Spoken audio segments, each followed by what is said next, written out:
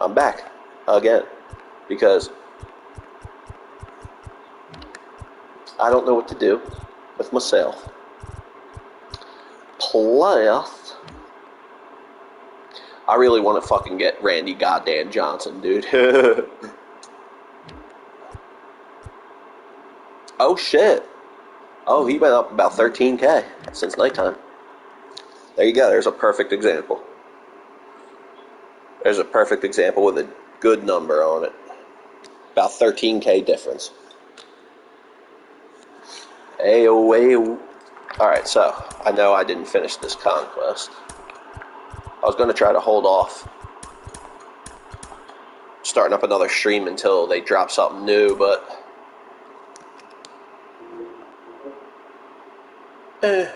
we'll see.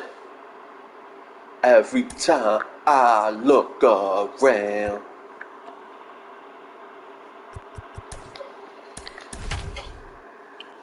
Oh yeah, that's right.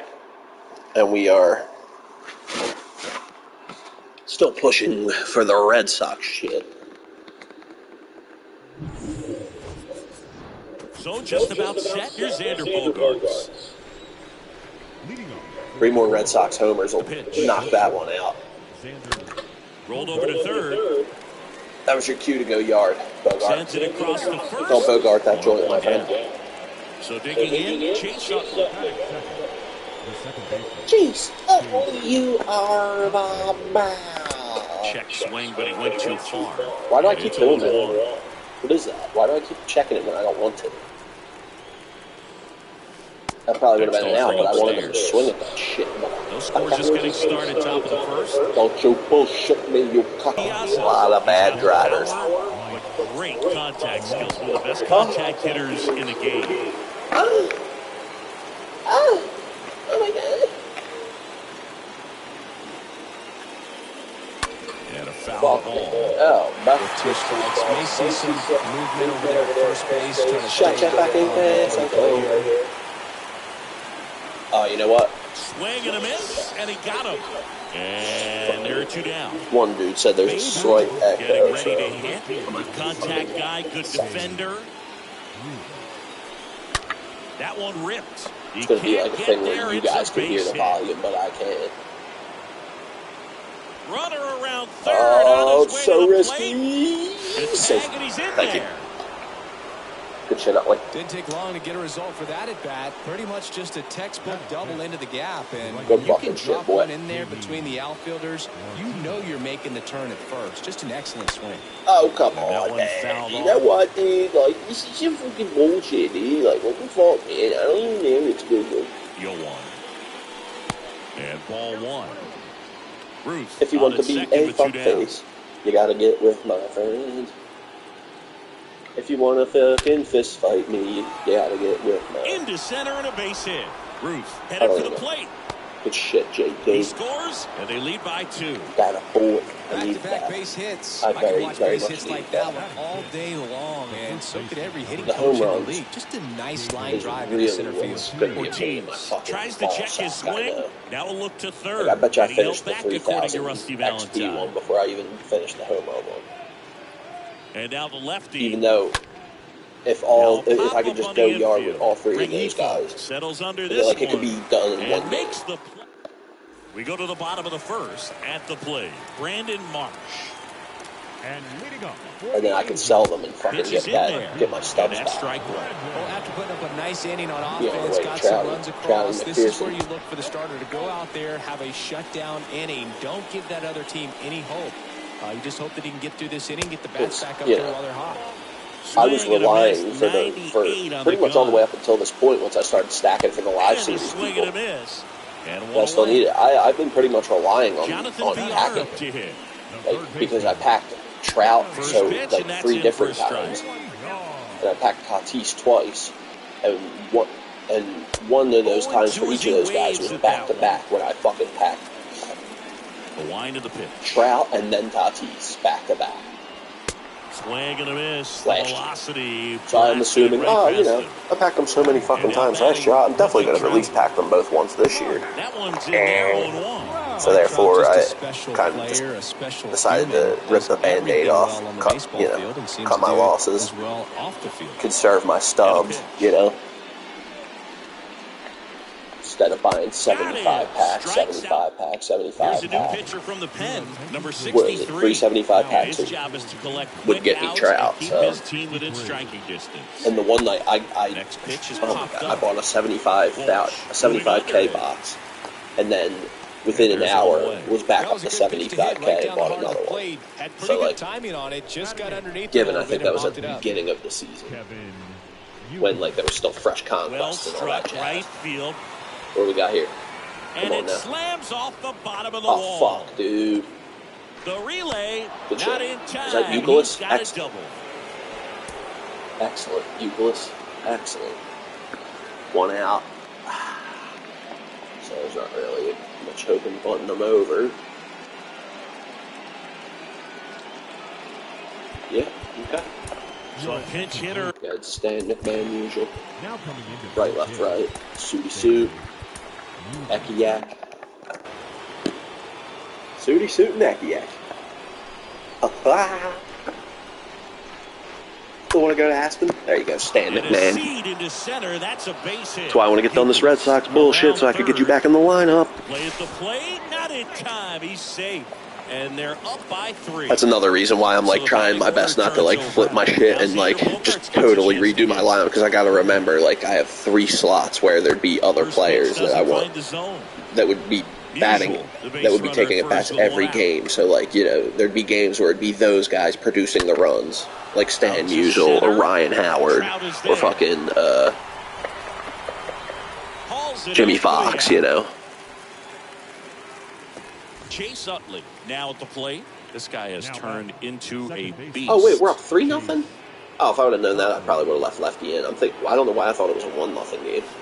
First offering misses the mark. Seriously, why did I think it was a 1-0 game? Left-hand batter waits. Goofus. Up the middle. Freaking Goofus. But it kicks off his glove. He decides to eat it, Good shit, and that Utley. leaves them with runners at first and second. Mike Piazza will hit next. Year in and year out, this guy an MVP candidate. And a pop-up right See, side. I see that pitch coming, and I'm like, in my mind and in my heart, I know to lay off of it. But like, I have before. From time to time, you are able to slice little shitty base hits over the first baseman's head.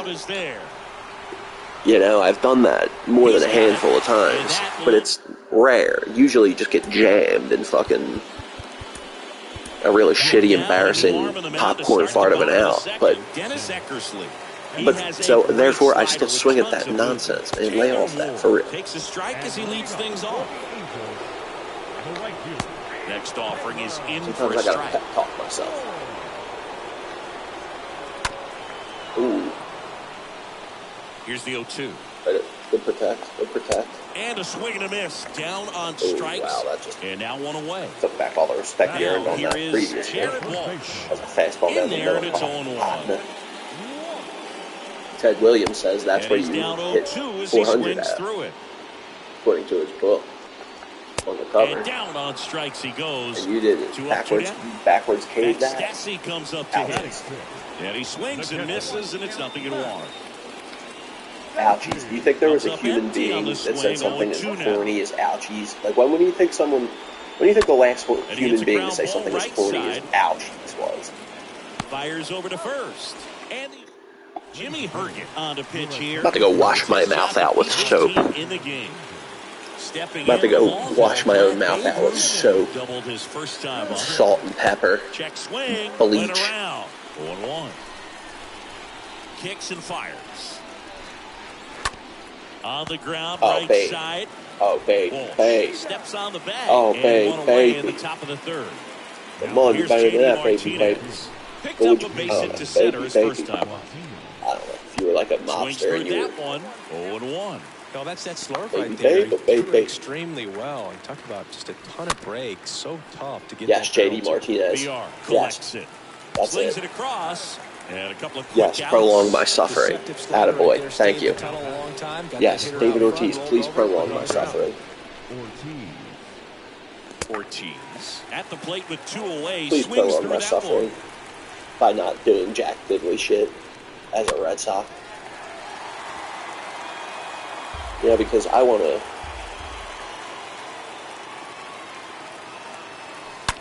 Thank you. I mean, come on. If he, I was gonna say, dude, if he throws me a meatball such as that was a spicy meatball with fucking mozzarella cooked in, gravy, you know, peppers, all the fixings, man. That was a meatball times 50. That one is hammered. Right, that was a meatball at Kaioken times 50 out of 5. And if that didn't go out of the park, I was going to be a little upset. Why do I keep putting Eckersley in second? Why do I keep doing it? He takes the strike. Do I forget how baseball works? On the ground to third.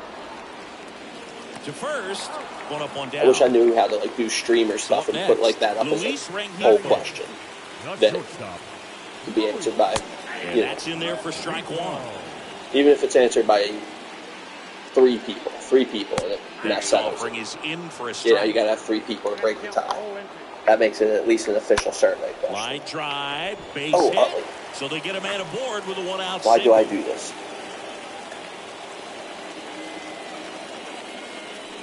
That's all right. Take your time. Make up your mind. Make up your mind, Clemente. And he swings and misses at the initial offering. Oh, for Christ's sake, dude. Are we kidding here? They fired in quickly, so it's all right, first Eckersley. And second with only 1 away. Knock off the honey dicking, bro. Knock off the honey dicking. In there and close the game out, would you? Oh, this actually worked out because this is. Oh my God! This was the only way Eckersley could have got a save out of that situation until right now. He scores his way. It's 4-2. Jerk wagon. I'm gonna give you one more opportunity, dude. Put one more run in your lap. Right, switch. All right, let's get Raleigh cooking. Because if you could close it out, it'll give you the save. Since it was 2 innings. Lifted in the air. And now, and also because now it is in fact a safe situation. All thanks to your dumbass. Here's Trout.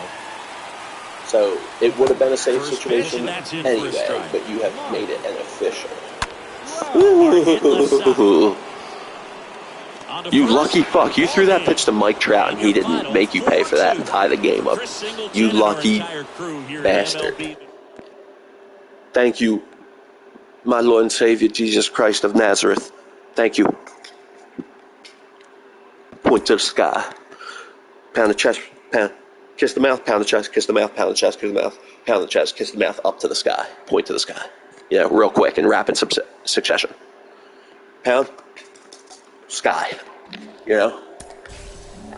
Thank you, Jesus of Nazareth. I love you. Whoa, how the fuck do I have 10 packs? Must have got another 5-pack or something. Somehow. Some way. Yeah, like I was saying, though, it would be nice to finish this Red Sox shit so I can not have 45, 50K sunk into it. You know, I'd like to get those stubs back, please. That's what I should get back, not what I paid. I paid like 60K. I'm expecting to get back like 45, 50. 3 players, they were all roughly like 19, 20K. Yeah, I should sell the free agents. I've been done to the free agent one. But on the off chance that they add something else to it, like another tier. I think I have that. That's good. That's 500. I won't sell those because my next and last thing for these is a 10 pack of packs. So if I didn't have that, I would have kept it. I don't want to sell those just now. And I need a lot of them too, so. Or like a good bit. It's not just like a handful to finish it. It's a good. Come on, that'd be cool if I could pull something. It could be worse. Yeah, I mean, that's like, I guess we consider that the low end of something.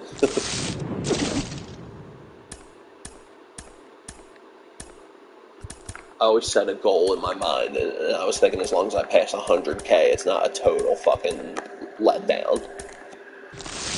Not a total, like, rip-off. And there we go, we passed 100K. So, alright, at least I got, like, the bare minimum amount of stubbery out of that to, you know, for me to deem it acceptable and not a loss. Same with these things, man, like...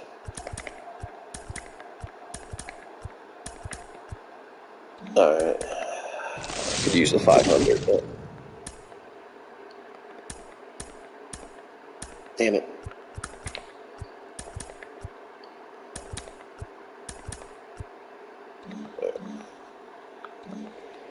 Let's go see how we are on that. Unis.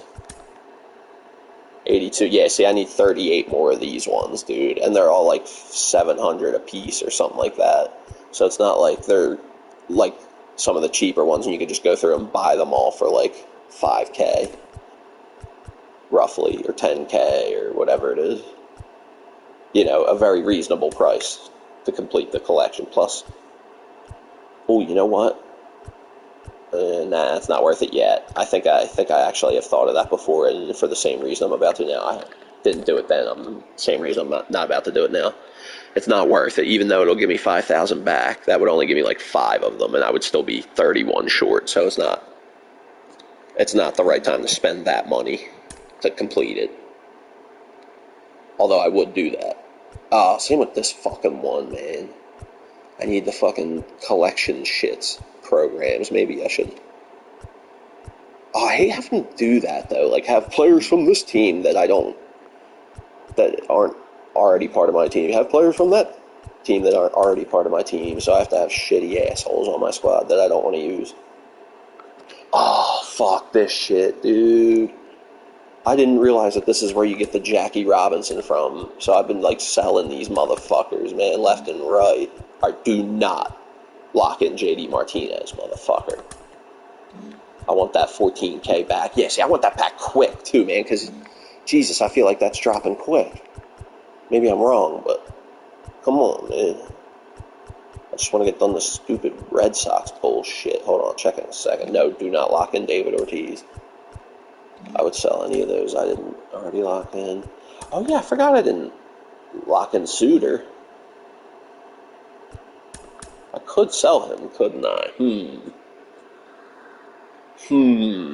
He is like my main reliever, though.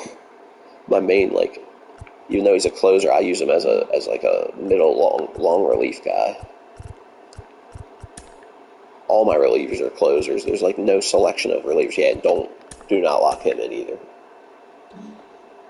I will eventually rebuy him to complete this collection, but not right now. I want those back because I want to complete the fucking live collection first.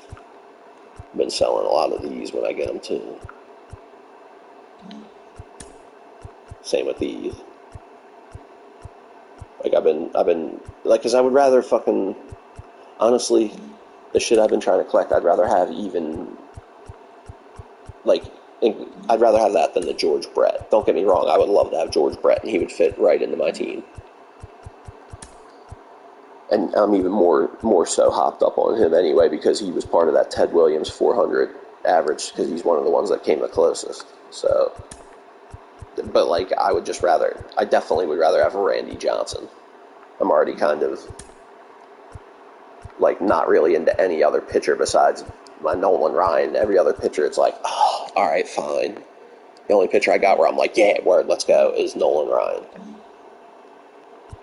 My Randy Johnson, the lesser Randy Johnson that I've gotten to level 5 just doesn't cut it anymore. He gets rocked.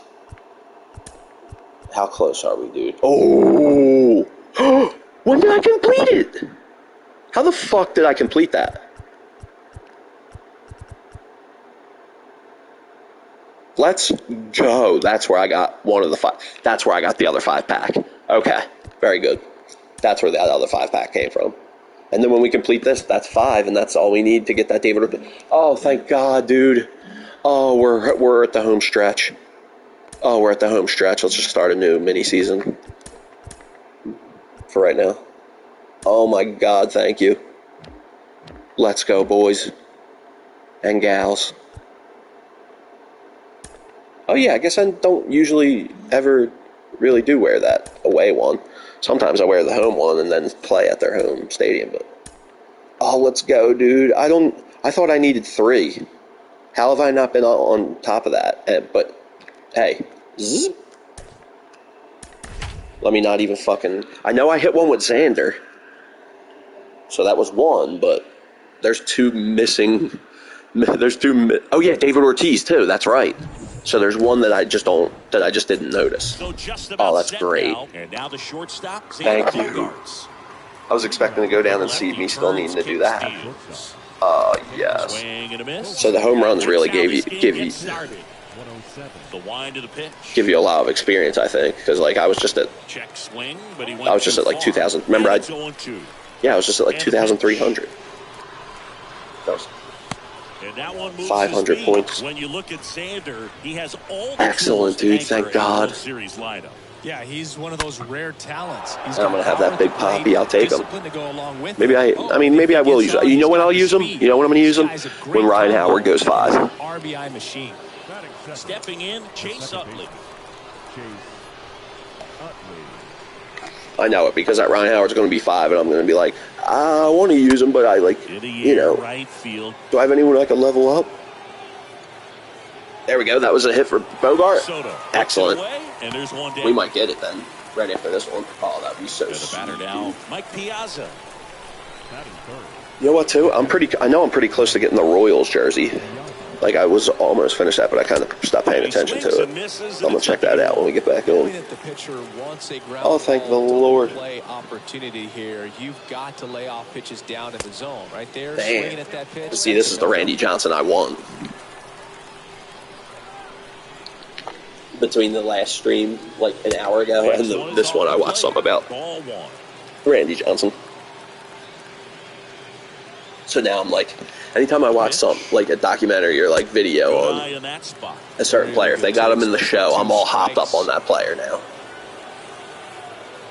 Now all even up. And unfortunately, they don't have Ted. Now a high fly ball out to left center. Rodriguez in like they had him in the show 20. He was a card in the Diamond Dynasty in the show 20, and then of course he's not in 21, and he thus far has not been in 22.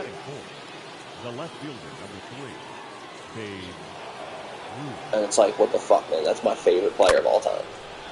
My favorite player of all time played for my least favorite team of all time. Bottom of the first. Now it's the power speed combo. Jackie Robinson leading off here this afternoon. That's in there. Going one. You know, you hear about a lot of guys. I don't know. Are the Red Sox my least favorite team? I mean, in college, Jackie Robinson. If I had to pick one, but it's like Division I standout in baseball. It's not like I despise them. And track. Because, like I said, my favorite player of all time is on that team. So, if not for nothing else, like I like them enough just from that. Like I still rock their jerseys and play there from time to time. I just will never root for them. Really, is what it is. It's not that I like. I don't despise them, so it's not like I won't wear their uniform or like, you know. But if I had to pick, nah, the Mets are my least favorite team. Yeah, the Mets are my least favorite fucking team.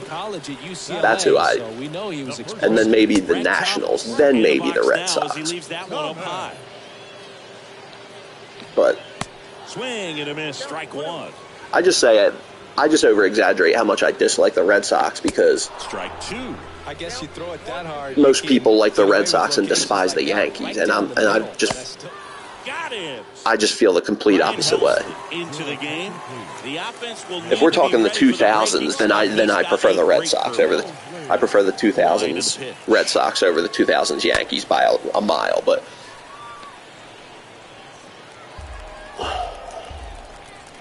But like that's where I think my dislike of the Red Sox. There you go. All right, word. There's another home run from JD Martinez. I think we got it. I think that should, from the experience they'll get from playing the game, plus the fact that I've gotten a base hit and a home run with a Red Sox player, I think that should give it to us. And then if I could do something with David Ortiz, then Always exciting to see a leadoff home run and the lesser version of David Ortiz. See, this is why I like the show too, because you know how like in FIFA, like to be like give a comparable thing, like I had a David Beckham icon card, to which I used until I stacked enough to be able to get a higher version of David Beckham, you know, with what I've stacked plus selling the lesser version. And like that was like millions. That took like, but like, you know, here's a David Ortiz, and then I bought him for real cheap, and then I'm about to upgrade him to a way better version through earning him by playing. I hadn't have, it doesn't really have shit to do with how much stubs I have, you know. There are players like that, you know, but it's just the show is just by far, when it comes to the Ultimate Team, My Team, Diamond Dynasty type of mode, like they're definitely the best. They definitely reward playing and earning the most. You know, like to get a Michael Jordan in NBA 2K, you either have to be insanely lucky and pack him, or you gotta like pack some other stuff and then stack. You know, it has to be a hybrid of like selling some other lesser but still decent cards for, you know, and then over the days and weeks or whatever, through playing and stacking and saving, then you can buy them maybe. You know, maybe if the shit you've been selling is really good, but like to get a Babe Ruth on here, really I earned it, you know, and I think that one is lifted in the air, and I bought it too, but didn't take long, you know, and most of it was for being earned. It's just and here, and they made it so much easier to get the quote unquote greatest of all time, you know, which I don't necessarily agree with, but I think on consensus, I think Babe Ruth, most people would still say, is the greatest player.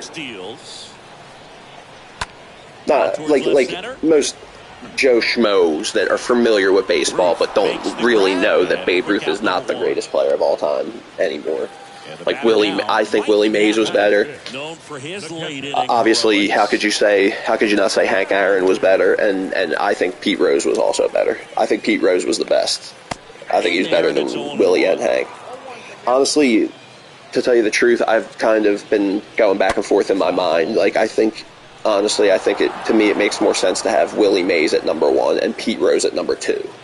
I think that makes more sense for me. Next pitch misses, and the count is 1-2. Not only because because as much as I don't agree with it, at the same time, still Pete Rose is not a Hall of Famer. As much as I agree with that, and as much as I think he should be a Hall of Famer. You know what I'm saying? Nonetheless, it does kind of go against him. I like his. Yeah, I think Willie Mays for my money is the GOAT. Babe Ruth like number 3 or 4 on my list. But anyways, nonetheless, they make you could get Willie Mays easy as shit on here. They just don't. I mean, I wonder if that'll be a card they're going to drop today. Oh, I can't wait for 3 o'clock, motherfucker. Yes, absolutely a monster at the plate. This guy's pretty special. Oh, you bastard, dude! Really? Dude, damn, that was dead center. That was a shot, probably. Nice shot. Fuck you, Juan Soto, but nice shot. Dickweed. You know, if not for what I just said literally 5 minutes ago about how Nolan Ryan's really the only pitcher where I'm like, word, let's go, as opposed to like, all right. I like think I might sell him. I don't know, dude. Stays alive. And the 0-2. I've already got him to 5. Swing and a miss.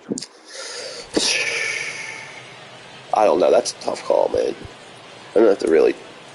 Pinch hitter coming on now. Like every instinct or every ounce of my what's the phrase? Every fiber in my body is telling me no. Like don't do it. You're already stacked for him. You have him.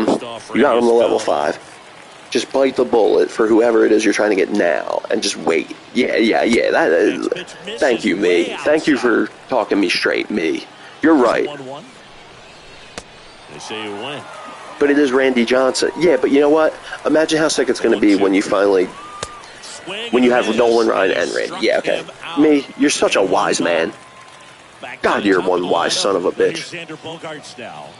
Really good piece of yes, but I'm also one humble son of a bitch, so please.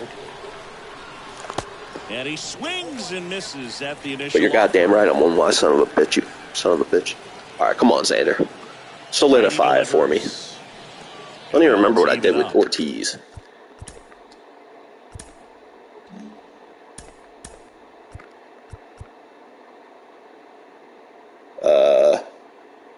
Yeah, don't give a fuck about what his goddamn season stats are, goddammit. Does it shit look like I give a shit? What? 10 games? What are you guys, high? 10 games? One down, base is empty. Gonna count 1 and 2. Does that just mean like 100? You can't like fit the third digit because more than 100? Like, what do you mean 10 games? Damn, I'm the best show player in the world. I got Babe Ruth to fucking 5 in 10 games. Bounce to the right. Throw over to Thomas. I'm an animal. Bogart's retired. I'm an animal. What's that from again? This guy one of the best contact men in the sport as well. Oh yeah, it's Steve Buscemi from Grown Ups. Yeah. I'm an animal. You're an animal, Wiley. You're an animal. Clearly didn't come out of his hand. And then he fucking breaks his neck. Like, throws the first. I don't even. Oh wait, no. I was just about to say I don't even care, but then it's a tie game, dipshit. Bottom half of the third. How about it, dipshit? Tie ball game, dipshit. How about it? Fuckface. Fuck the warm-ups. It's either win it or lose it. This guy with light tower power. Let's just get it over with. First game of the mini season. Whether I could honestly give a fuck if I lose or not. I think we already completed the of this game. And that was to get what I think is the final hits with Red Sox players that we need. Which we, I believe, did so by getting a homer and a... Let's hope. Plus, just the experience from just playing the game, let's hope, you know, from the 3. And a base hit and a home run is enough to get 198, was it? Who knows? What are we, fucking mathematicians here? Just play the fucking game. Alright, there you go. There you go. I'm half tempted to not even try to get it. Oh, shit. Oh, fuck, dude. Come on, man. What's your problem, man? That's fucking bullshit. Alright. Well, anyway, good try, fellas. Go get him next time. Anyways. Come on now. Oh, you goddamn dirty hooah. You fucking hooah. Oh, you son of a bitchin' hooah. How much do I need, god damn it?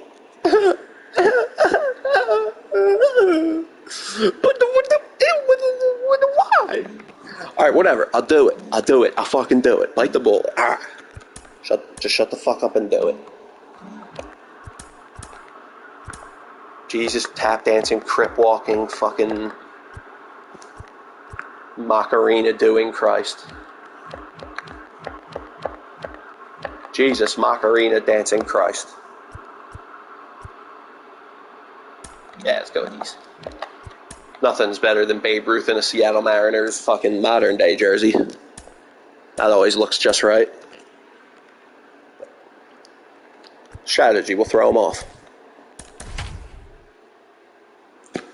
They'll be like, what the hell? Babe Ruth in a Mariners jersey? What in the fucking shit kind of vortex did we walk into? Oh, I'm versing Dontrell. What?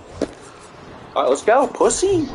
What? You on Nerd Squad? You with them, pussy? Alright, let's go. You wanna go? You want fun, go, ye? Fun, go, ye? Oh, that's bullshit. Robinson. We fly high, no lie. You know it's The bullshit. next to hit. He's a big, strong guy. That was fucking kind of slightly corny. That was slightly cringe-inducing. But it served its They purpose. say you win. Utley, Jesus. Hey, D-Wayne, you back to watch me spank the competition? The underdog? What up, brother? How you living? OG style? Everyone can have a little chuckle there. You live in OG, triple OG style? Rarely ever do you see that. Good, Utley. Popped in the air. Nice lazy Left pop out to field. the left fielder. And there's 2 away. Perfect execution. 2 outs, base is empty. Now, next time, instead Here's of, the catcher, Mike doing Piazza. that, Mike how about we try to get a hit next time? And he swings and misses, and it's I nothing feel to betrayed. You're supposed to be on my Kicks and team. deals. You scoundrel. Not close with that one, and the count You is Jezebel. 1-1. Dirty hurrah. Next pitch is outside. Well, there you go. Bada bing, bada boom. Pimps up, hose down. And the count is D-Wayne Do that fastball right clocking by, it in. slightly elevated. That's a Clocking in the confidence hours. boost for this guy out there on the mound. See if he Giving, continues to climb the ladder. clocking in the hours and giving lead Score just getting showers. started top of the first. Yeah, OG, triple OG. Sounds about right to me. In the dirt. Clocking them hours and handing out lead showers. In D-Wayne the air, specials in the barely dirt deep to now. right field. Oh my God, And dude. that's the inning. Oh my God. Bottom of the first. And Don't come stepping around in D-Wayne's is the area speedy acting a Jackie fool because he'll lay you out for a dirt nap. the left field The pitch.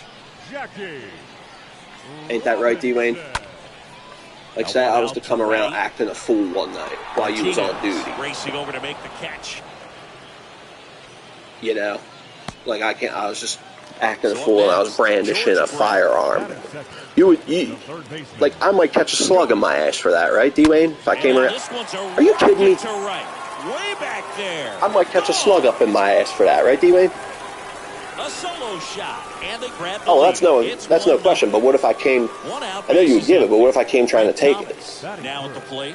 Might baseman. one catch a slug in one's ass Part of the order coming through now, and with 1 home run already. if hypothetically they were to do they're such a definitely thing? looking to do some more damage. I know you would give, but what if someone came trying to take it? You know, That's it out. and you're on duty, and you're on duty where you're paid not to. just at the plate, Yeah. but also in the field. The man's paying you to guard the. Well, First offering, and Guess it what, just D-Wayne? misses. I'll just put it this way: I will never come around your way acting a fool. That's for sure. That's for sure. Next Fuck, I look like. I mean, frick, I look like. 2 down, I mean, heck, do I look like? Ground ball to the right side. G. He Willikers, steps on the bag. for G. That's Willikers' the sake.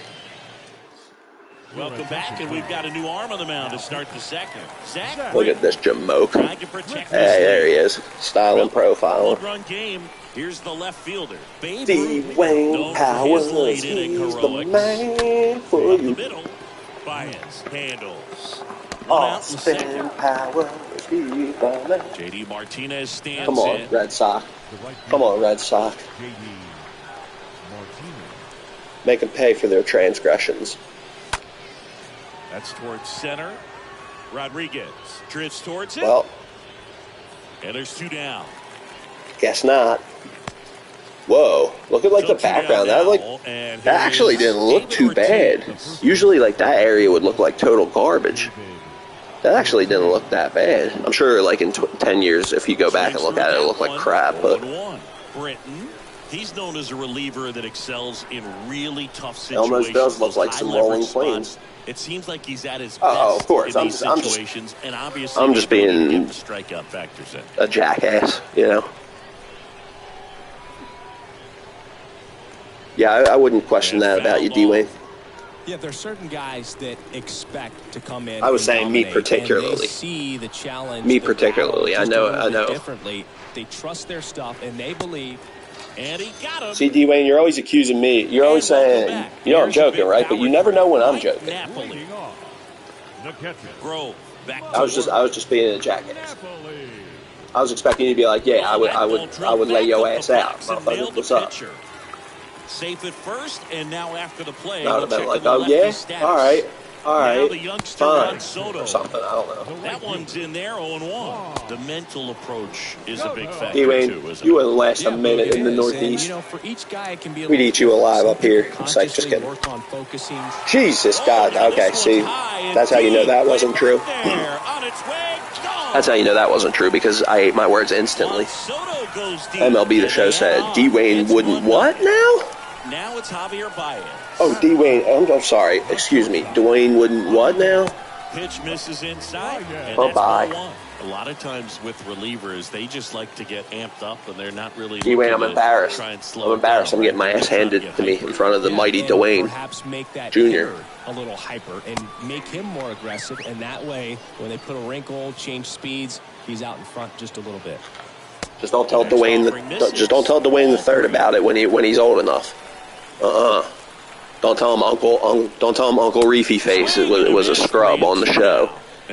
On what's today's date? July 20. Who gives a shit? 2022. You know. Just don't tell him Uncle Reefy Face was a scrub a dub when he versed the Lichtensteinenberger. Whatever the hell their team name is, you know. I don't want Dwayne the Third to think I'm a dork, you know. I don't want Dwayne the Third to think Uncle Reef Face is a dork, you know. Please. Yeah, no, all jokes aside, Dwayne, I know that, dude. But unfortunately, you're a security guard, and unfortunately, not everyone in the world sees things that way. So, if we're talking all jokes aside, realistically, I know you wouldn't, but at the same time, if you're a security, you gotta be careful, dog. Justified is enough justification to use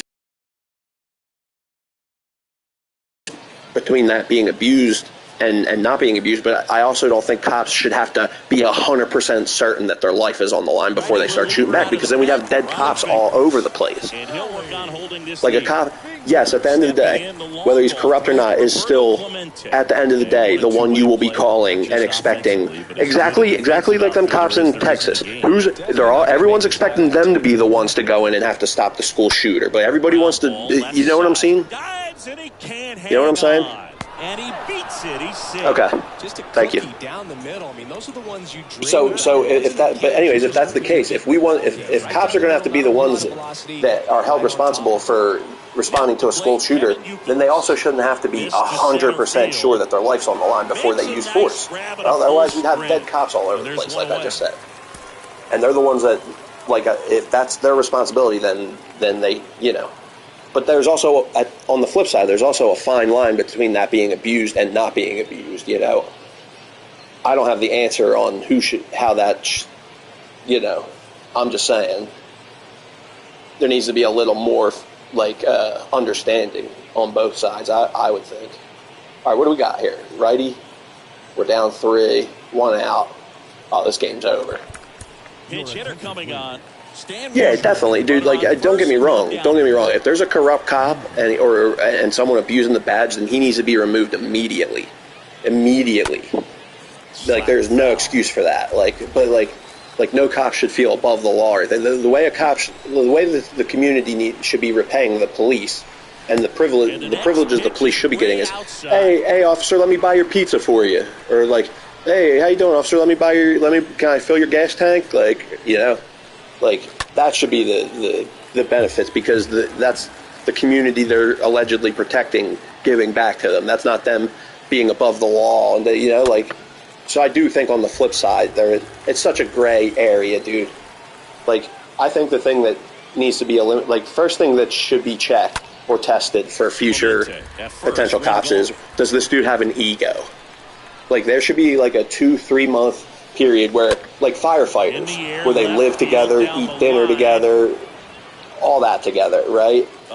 Just and that should be one of the biggest things they're looking out for. Does this guy have an ego? Because that's a thing that should never be allowed. A cop with an ego, because that is how things always will get escalated that dude will always need to make sure that whoever he's talking to knows that he's in charge and not, because at the end of the day, like, he's supposed to be serving.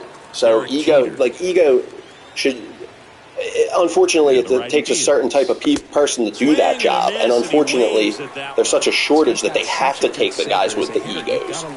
You know, it's a great idea. I would love it in a perfect world, but people don't understand that, man. Like, how many, like, you got to be a certain type of individual to do, because yes, no matter, like, I always like to joke about my neighborhood cops, about how they're like, they sit on their ass and, like, you know, don't you got some kids to go bust smoking in the park? Oh, absolutely. That goes without saying. That's obvious. That's obvious disqualification, you know? But, like, ego would shine through in all situations. Racism would only shine through, really, when they're dealing with the opposite minority race. So I feel like checking if they have an ego or not is more important, because if we're talking their ego, it's not going to matter what the hell their skin color is. They're always going to be, you know, white, female, male, black. They're always going to be exercising their ego, whereas they're going to be exercising their racism mostly while dealing with the other race. So I feel personally, ego should be number one thing checked. And number one thing that disqualifies someone becoming a police officer, you know, because come on, dude, like but unfortunately, the reason that's not plausible or practical in the real world is because it takes a certain individual to even want to do that job, let alone every town. Every town needs cops. Well, there you go, D-Wayne. That's all you need to do, man. Like, if everyone would just do that, we could have racism dead and buried in a generation or two. If everybody could just handle their sector and be as respectful as they possibly can to as many people as they possibly can.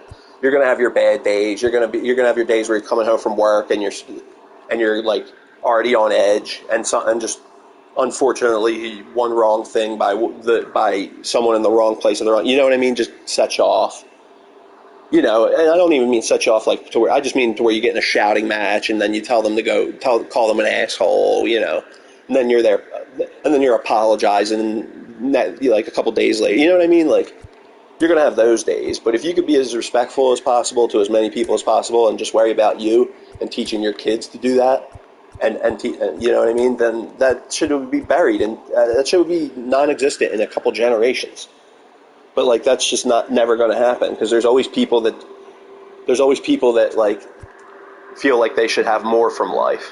So there's always going to be bitter people. So there's always going to be people that want to see other people. Like, there's always going to be people that want to see they want to affect something in any way, negative or positive, just because they have nothing else, you know, because society gives them nothing else. Dude, I know if you have the benefit of knowing real, genuine Christians, you see how beautiful a thing like Christianity can be when it's practiced by genuine people that are genuinely believing, and you know what I mean. And they're like, trust me, not only is that some of the most radical transformations. Like, I've seen scumbags, like bikers and go from like good people, you know, to good people. Not saying bikers are all bad people. I'm just saying, like, you know, a lot of times horrible people come from those places. Not always, but a lot of times, you know. But when Christianity, I'm sure any other religion probably, maybe, you know, maybe. But, like, I have the benefit of knowing genuine Christian people, you know, not judgmental, self-righteous, their shit don't stink Christian people. I'm not talking about those kind. Those people are they make Christianity look ridiculous, honestly. But I'm talking, you know, so if you know those kind of people, you're like, yeah, it would be nice if everybody could believe that, but they don't. You know, the world's never going to be like that. While it's just us here, you know, or whatever, you know, according to whatever you believe.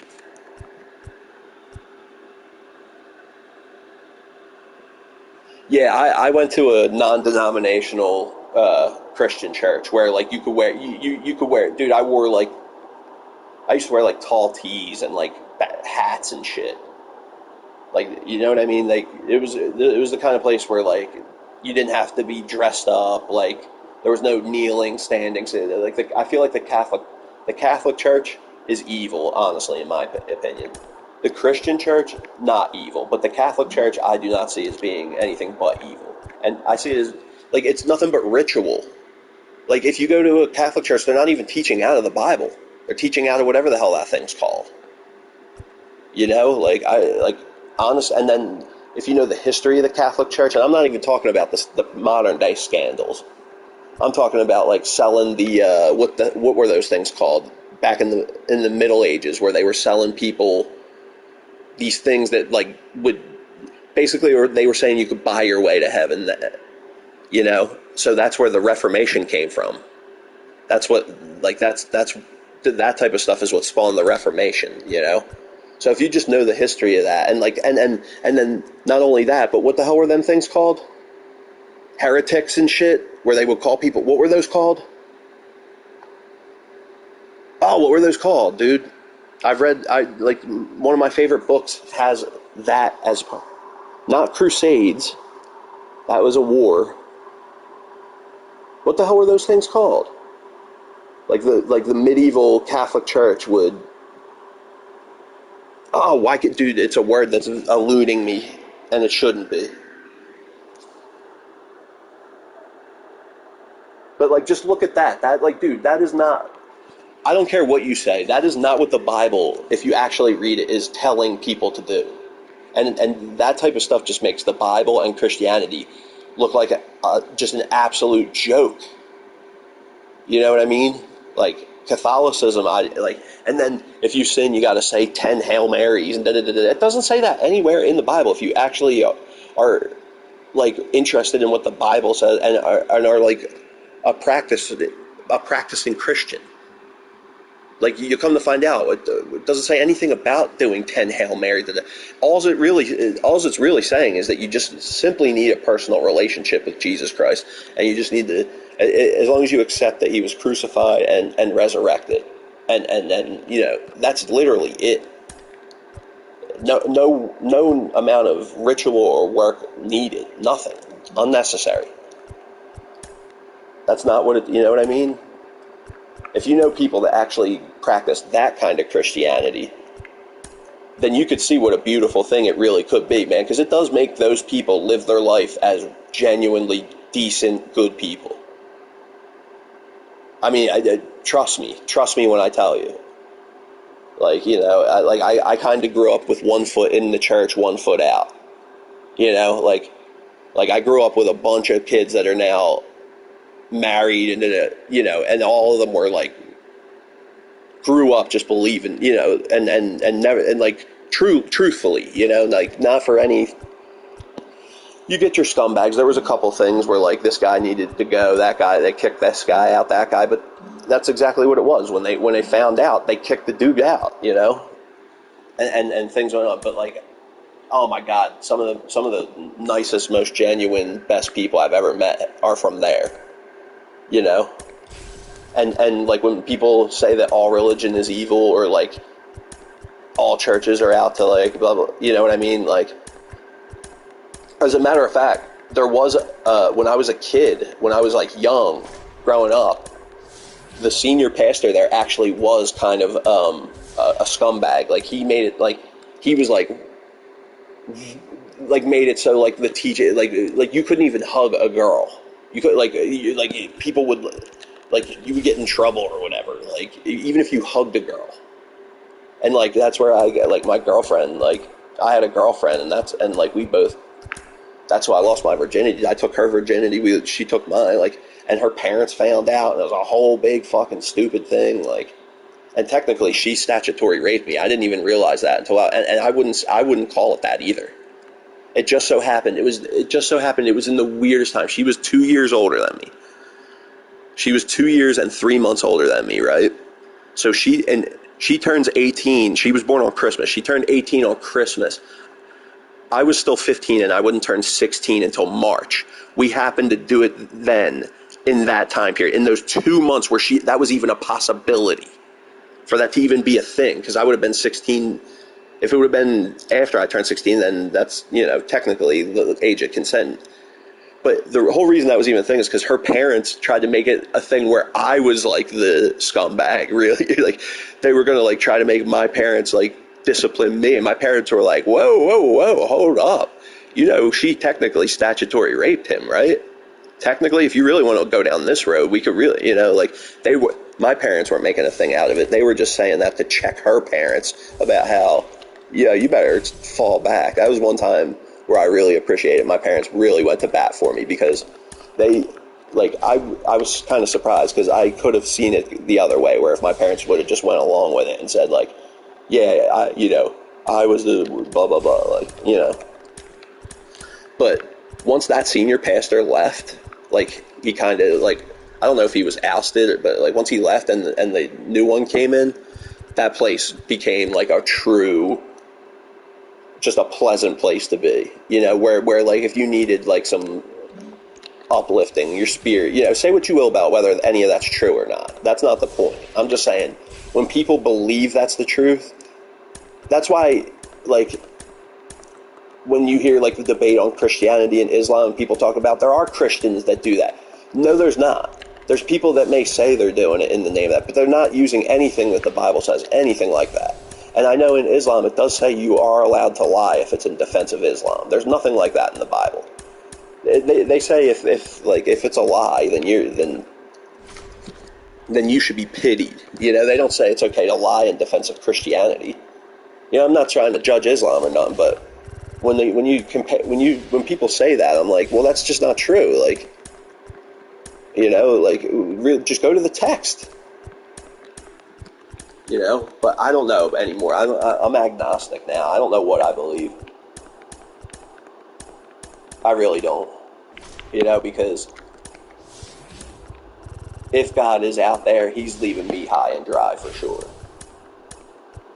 People always talk about God's plan this, God's plan that. Well, if that's the case, he's definitely getting to me last then. For real.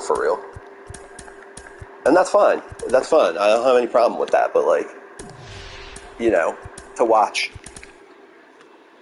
Remember all those people I was telling you I grew up with? All those people. I mean, it's I've watched, I don't know, dude. I don't even want to get into it. I don't hold anything against any of them. And like I said, when people are really practicing Christianity and trying to be Christ-like, they're some of the nicest, caring, selfless people I've ever met. And that's no bullshit. I will give that as one plus in the benefit of that. Yeah, but that's what you believe, you know what I mean? And if that's true, then if he's real, then that's true. If the God of the Bible is real, then of course that would be true. But that's, I'm not saying I don't believe it. And there was a point where I actually did believe it, fully, because there was one book I read called Case for a Creator, and it's about the fine-tuning of the universe, and how everything in the universe is so fine-tuned to a specific set of rules, to where for example, if the Earth was one axis degree tilted more or less, we wouldn't be here. If Jupiter didn't exist, we wouldn't be here. If we were any closer, any further from the sun, we wouldn't be here. There's 1,000 there's 1,000 events that had to happen. Let me say, there's 1,000 rare lightning in a bottle events that had to happen for us to even be here. And then not only that, for us to be here like this. Not just a single-celled piece of bacteria in some old water. No, this. Fully, aware, self-aware. For all we know, we're the only thing in the world that could perceive the universe. Isn't that crazy? As of right now, we don't know of anything else that could even perceive the universe or understand what it is. We are, so for all we know, we're I don't know, man. I don't know. It's tough. It's tough to reconcile. I mean, I always do say, though, it's hard for me to, the reason why I don't know what I believe is because pretty much impossible for me to fully not believe it, because there are some things about Jesus Christ himself that are like awfully hard to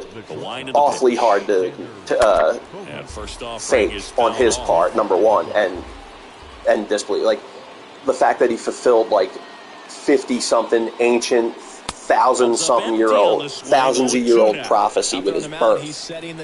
How do you fake that? Fastball 98 miles per hour up on the scoreboard. No, I'm not saying that. I'm not I'm not, you know. I didn't mean it like that. Oh, there we go. That should do it. I didn't even mean to sound it like that. Make it sound like that. That's why I said I don't even want to get into it, because I realized it was starting to sound like I'm going, God doesn't care about me. I'm just saying, like, it's 1-0. You know. It's one of the reasons why it's harder for me to believe, because like I was an actual believing, like practicing Christian, and like and you know, you hear about that's when you get blessed, and like I watched people that came to like God after me, and it just seemed like, you know, it just seemed like not only is he not looking, I'm not saying he's not looking out for me, but it does kind of seem like he like, because like I don't usually get into it like, you know, on my channel or not, but like it's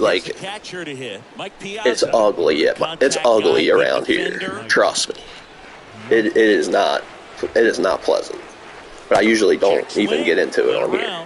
You know what I mean? But I'm not. Yeah, no, that's not what I'm saying. But like, dude, tell me, back to what I was saying. How does Jesus fulfill like 55 or whatever it was, like thousands of year old ancient prophecies with his birth? The 1-1. Like, how do you fake that? How can you choose? You can't even choose who you are, what color you are, when you are, where you are. You can't choose none of that shit. So okay, all right. So take it. Okay, let's just imagine and accept for a minute, right, that there is a baby that did fulfill all these. Okay, that's one thing. So that means that's not on the baby, but so that means you have to convince the baby when he gets older to then live his whole life as if he really is like it. I mean, that's not. It's hard to reconcile with that, because like, I mean, even according to Occam's razor, it would just make more sense that he was the Messiah and that he just lived that way because he was that, instead of they just happened to realize some kid fulfilled all these prophecies, and then not only like knew about him, but convinced him to then portray himself for his whole life and be crucified and executed. Like, not only executed, but crucified, like horrifically executed. That's like you're literally being suffocated over hours. I mean, that has got to be a horrible death, dude. There's a reason it was done away with very long time ago, because it's barbaric. You know what I mean? So if Jesus Christ knew he was full of shit, the second they started nailing nails into his hands, he'd have been like, all right, come on, guys, stop. All right, leave me. All right, I'm full of shit. Like, you guys are right. You know, because that's all they wanted him to do. That's literally all they wanted him to do, is just admit that he was bullshit. He was full of shit. That's all he had to do. So if he knew he was lying, he'd have jumped off that cross as quick as possible. You know, so he was either batshit crazy and believed he was or he was telling the truth. But he couldn't possibly have been lying. I mean, maybe. But then he's crazy. I was going to say, maybe the most like wild of people. He swings and misses, and it's nothing right. wrong. Fans come to the That's the point. That's what I'm getting at. That's what I'm getting at. That's the reason why it's really hard for me. That's why it's damn near impossible for me to not believe it, or to like at least be like, I don't know, man, because that's kind of tough to reconcile with. Swing and a ball, you know, and this is all. See, like, another thing too is like, this is knowing that there's like there's a lot of secular sources, and there's a lot of evidence that Jesus Christ was an actual, whether he was the Son of God or any of that, it's very much accepted by non-religious, non-Christian archaeologists and shit and historians that Jesus Christ was at least an actual, real, living, breathing person that was living in Jerusalem and around. You know, he was a real person. Whether he's a son of God or not is the debate. You know. But based on knowing that even like secular archaeologists say he was a real person, and then what I was just saying, it's kind of hard, you know, because if he wasn't a real person, then you could say, well, that's just a made-up story. Like, yeah, there is another way he was, you know, there is another thing besides him being crazy or telling the truth. It's that it was a made-up story, you know. But it's, you know, it's just the fact is that it's pretty much indisputable that Jesus Christ was a real person, at the least. You know what I mean? Like, that's not made up. He's not like a made up fictional character. You know? Yeah, that wasn't actually, there was a real living, breathing person named Jesus Christ that was born in Nazareth and blah, blah, blah. You know the story. They even know where he was crucified, they think. There's two places that they pretty much have it narrowed down to, because of course, how could you actually know? You know, you could have as much evidence as you want, but unless you were there, you wouldn't know. So, but there's two places that they think, you know, they even think they know where his tomb was. You know, they know where Golgotha was, the place he was crucified. They know it. That's a well-known place in Jerusalem. One down, base is empty. You know, that's another thing about the Bible that makes it really hard, or just makes it harder to discount, is all those places are real places. You know, and even the places that aren't like places, you know, like there'll be people that be like, oh yeah, that place with those pillars, that's not a place that exists. That we never, and then they'll do an archaeological dig in the Middle East and find a place that exactly described that way. That's that place. You know, like that's one thing about the Bible. I mean, Jesus himself and the places are at least real. You know, whether the people and whether his apostles were real people, and whether, you know, Pontius Pilate was a real person. They know Pontius Pilate was a real person. That's another reason how you can see why they know Jesus was a real person, is because he was executed by the state. You know, so I'm sure there was a record kept of it somewhere, somehow. You know what I mean? So, whether you believe it or not, for me personally, it's just hard to discount. It's just hard. It's just damn near impossible to fully be like, nah, that's total horseshit. You know, because a lot of it's not horseshit. You know, the whole debate whether God and the Son of God and all that, that's the debate. But a lot of the stuff, if not all of it, you know, is actual real stuff. You know, a lot of the, if not all the people, are real actual people. You know, well, he's so great about hitting like Jesus was real. They know Pontius Pilate was a real living person. He was a Roman like, not warlord, but like governor. He was like essentially a governor, so up next, like appointed by the Roman Empire or Republic or whatever the hell they were during then, to oversee the governing of that area for the Roman Empire. That's, you know, so they know he was real. These guys are great, man. Well, we'll hold that thought. I don't know, man. Ready to go for the last half of the inning. And now the first baseman. And you better be here, dude. Don't get me started talking about this shit and then cut out. I appreciate it. Don't even get me started talking, because I could go for hours about this, you know? That's another thing that, like, strike two. It's just hard, like, you know, because you can't blame people for not believing in God because they can't see him. You know, but, like, at the same time, you can't be arrogant and think you know that it doesn't exist because you don't see it, because I know that Pluto exists even though I've never seen it. You know, like I know the Andromeda Galaxy exists even though I've never laid my own eyes on it. You know, and then another thing too is I believe that Julius Caesar was a real person. So what if they say Julius Caesar was a real person? Why would you believe any other if most agree that, you know, Jesus was a real person? And we're talking non-secular. We're talking archaeologists that have nothing to do with Christianity. If he was a real person, they want to know that he was a real person. If he wasn't, then they'll say he wasn't. You know, it has nothing. They have no ties to Christianity, no personal stake in Jesus existing or not. They just want to know if he did or not.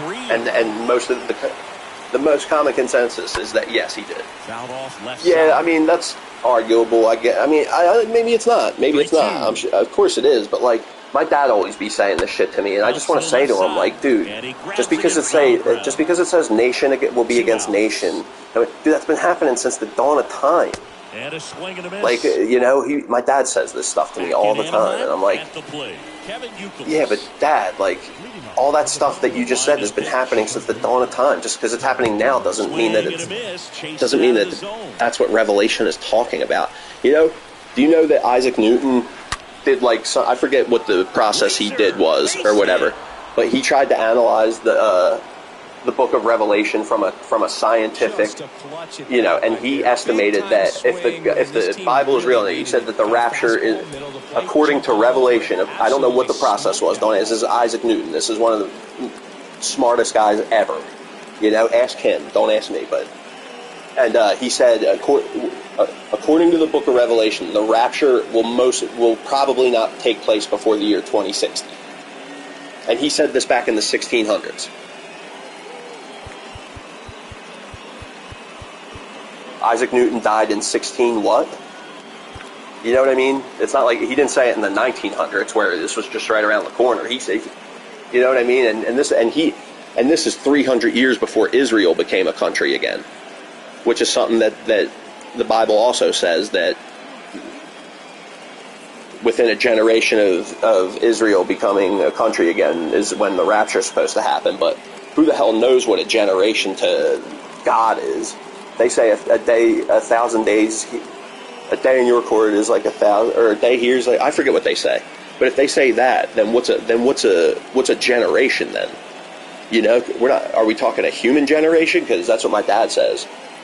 Because he said he was born 4 years after, so like he always says it would be his generation, but not necessarily. You know, I think it's more talking like, geez, I don't even know. He might even be talking like a Moses generation. 500 years or however long they lived till then.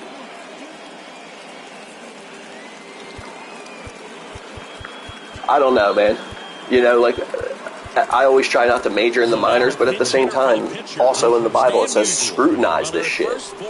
Test it, like, ask those questions. That's another thing about Christianity that seems to be different than other religions. Like, there's no suppression, or like, you know, there might have been with the Catholic Church and shit. I wouldn't doubt that, but like, according to the Bible, we're talking according to the Bible itself, the actual text.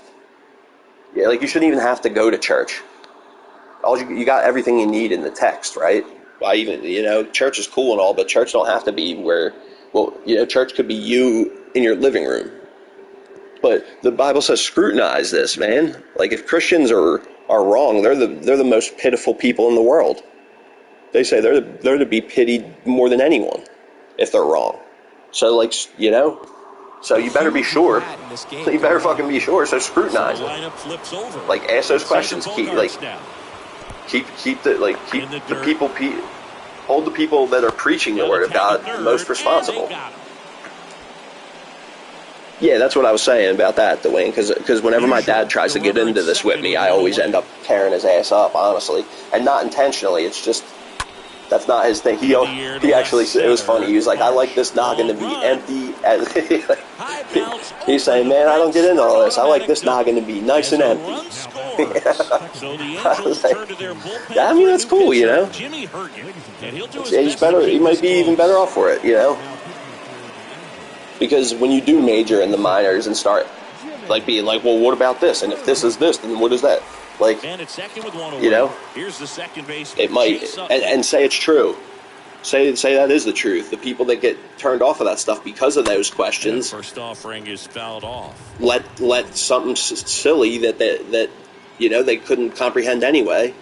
Because could you really, through your puny human brain, with your enormous human arrogance, really try to act like you could fathom why a god would do anything? And it's second. You know, like, come on, dude. I forget what I walked into the room to get. Some slippery slope I try to avoid, honestly. Because asking these type of questions isn't really what sways me, honestly, one way or the other. but some people do. Like, I mean, I just thought it was funny. My dad, I like this noggin to be nice and empty. I don't need all that running through here. My dad's a Vietnam vet and shit, and I know he went through some really, really fucked up shit in Vietnam that I would respect any human being continuing on after, to tell you the truth. I don't know how. And he was like 17, 18, 19 years old. He was a kid. And like, I don't really want to get exactly into it, but if you knew, you would just feel horrible for the poor guy. And how the hell, like, how he even came home. I could see why he was a total psychopath for the 10 years after he got home, you know? I could see why he was a lunatic, but like, you just feel horrible for the poor guy, because how he could go on and live like with something like that. Oh man, you just, woo! You know? So it makes sense to me when he says, like, I like my noggin nice and empty, you know? Like, he don't want to think about that type of shit. He don't want to wear it, like, oh, you can't even comprehend more than 200 people at one time. In your mind, you can't even hold more than 200 people, from your mailman to your closest friend, from your mom and dad to the guy that you just happen to say hi at Whoooowayyyyow because you guys are there at the same time every day. Just by chance, you know, you guys are both getting coffee and because you're both going to work at the same time. So you say hey. From him all the way up to your mom and dad, you can only hold about 200 people in your mind at the same time. So if you can't even comprehend that, why would you think you could comprehend what a God would do? And if this God is all-knowing, created the universe, you and everybody else and everything in it, why would you think that you're so arrogant to think you could comprehend or properly understand unless he told you? That's what the Bible is. Allegedly, that's what God chose to reveal with people, through people, or whatever, you know. But anything that's not in there, like of why children die, or why this happens, or why that happens. I mean, there is a simple explanation that, if you're defending that, it would be that it's a sinful world, man. Like it's a fallen world. Like this, that wasn't the intention, really, you know. But even still, I'm not going to try to, even if that answer wasn't acceptable enough for me, I still wouldn't be so arrogant as to think that I have the answer, and that, you know what I mean? Even if I don't think, that's just basically why I'll never say I'm an atheist.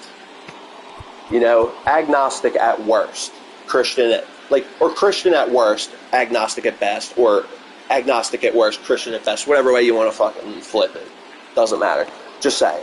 I'll never say I'm an atheist, because how the hell would I know?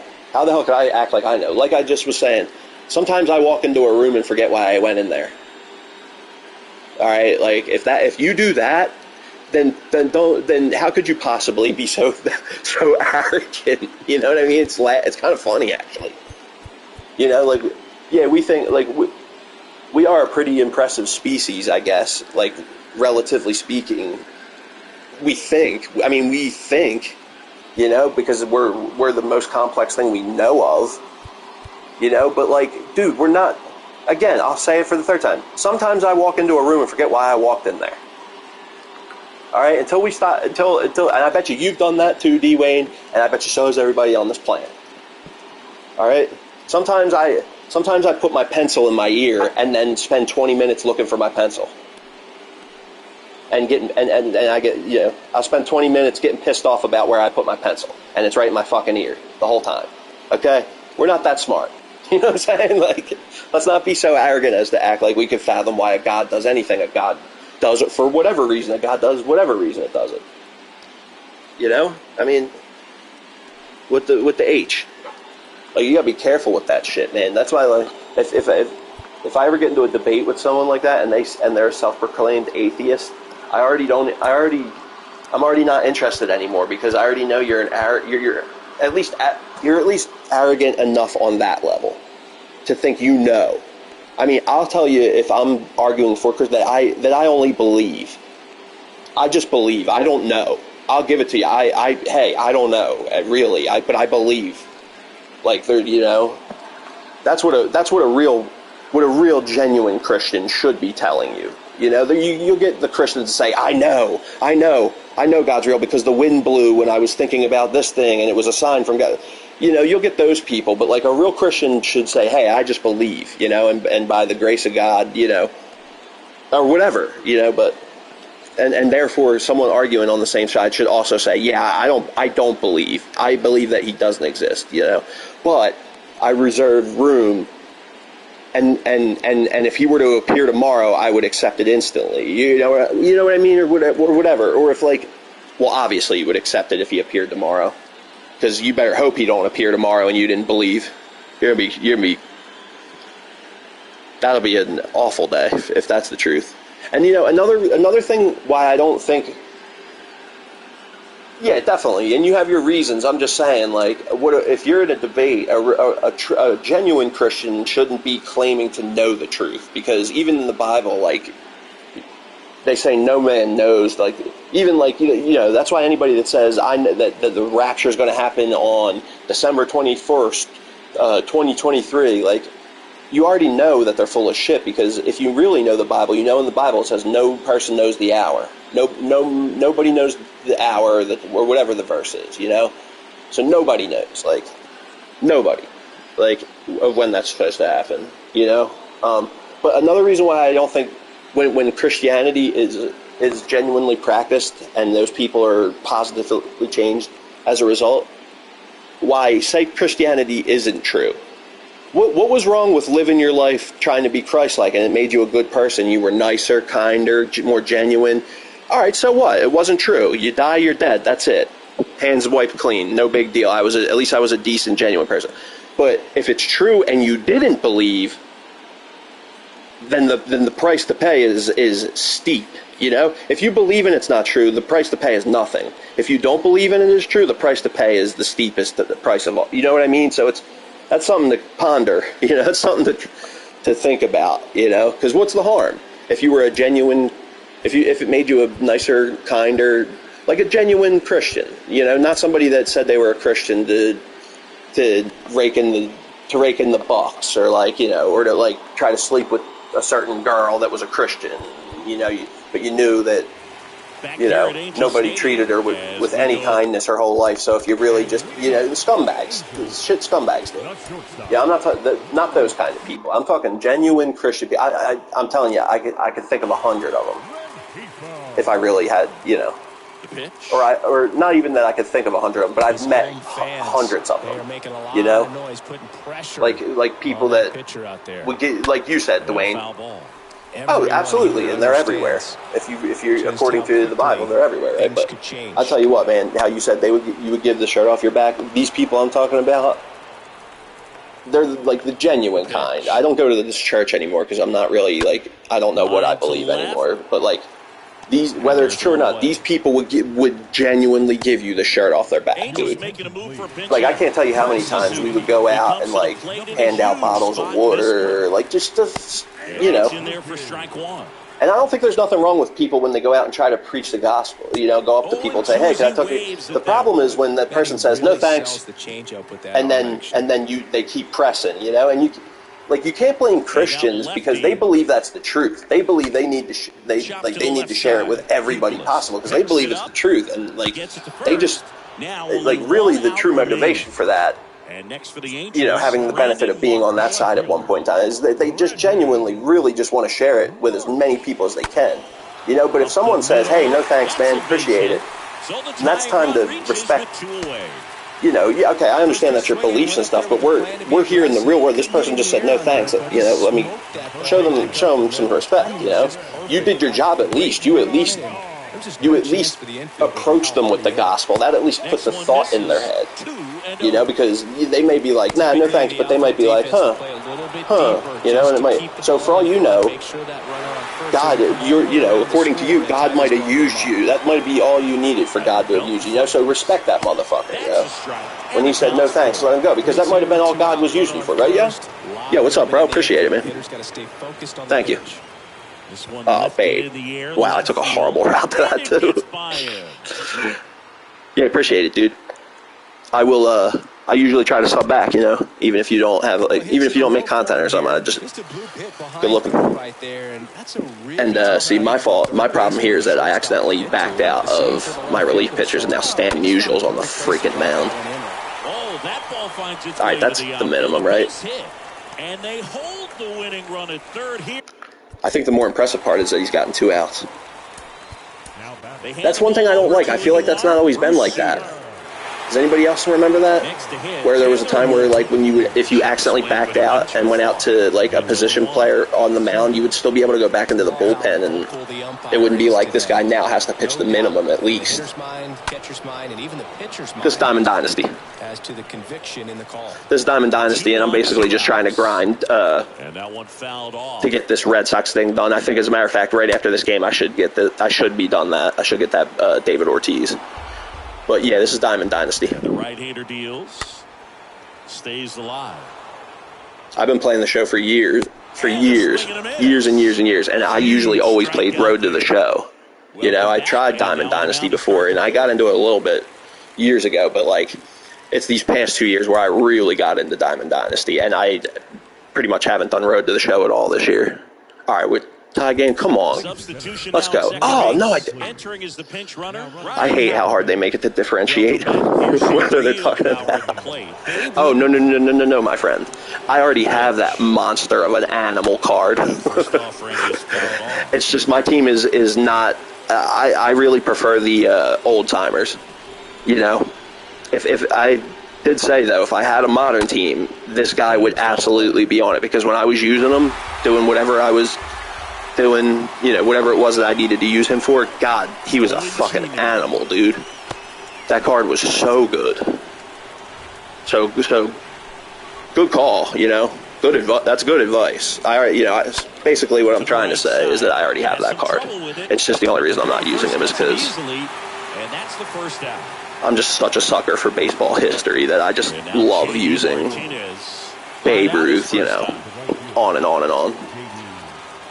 I think this will be the last game I have to use him. Get through. Go. Oh, no. That's Ryan Howard. Son of a bitch. Over to first. 2 quick outs here in the top of the 4th. And here's the first baseman, come on, Poppy. David Ortiz. Especially if David Ortiz drives in this run. There's no way I wouldn't get it there, but I think we're already good. First pitch, not close. I've been talking, too. I've been, like, proselytizing, like, on my pulpit over here for the past, like, 30 minutes, too, so I've been kind of half-ass paying attention to the game, so let me get back into it here. That was a shitty fucking thing. Honestly, to tell you the truth, I don't even give a... Is he really? I can't stand Youkilis. Actually, that's not even true, man. It's not so much that I can't stand Youkilis, it's just I don't want to be using these Red Sox players, so I'm, like, ready to be done with it. But now that I think about it, I think I'm batting, like, 4-something with him. Yeah, Youkilis I would still consider too modern, honestly, bro, for me. All right, who's the best versus righty? Let's get some contact. I just want the contact. Yeah, honestly. Honiswag into the game now on defense. Wait a second, what's going on here, man? This is not a position he's used to playing as far as that's all right. Can Hanis catch? Is he a catcher? Comes up empty on the swing. He can catch. Next off. I should have put Jimmy Fox in. Come on, Sooty Suit. Oh, that's game. Good. I don't even give a shit. It's a mini season. I don't have to repeat it. That's all I care about. It's not like we ain't going to make the playoffs. This is game number 2. I really don't even give a shit. I just want to get... That's good. Let's move on. So I want to sell all these Red Sox players. I want to get those stubs back. I have too many stubs invested in this shit. Fucking A. Thank you. Finally. There he is.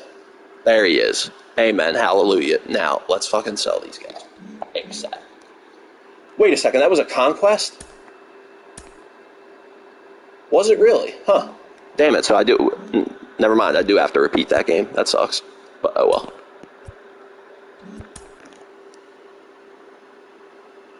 Alright, so I need to take JD Martinez out. First of all, who's going back in there?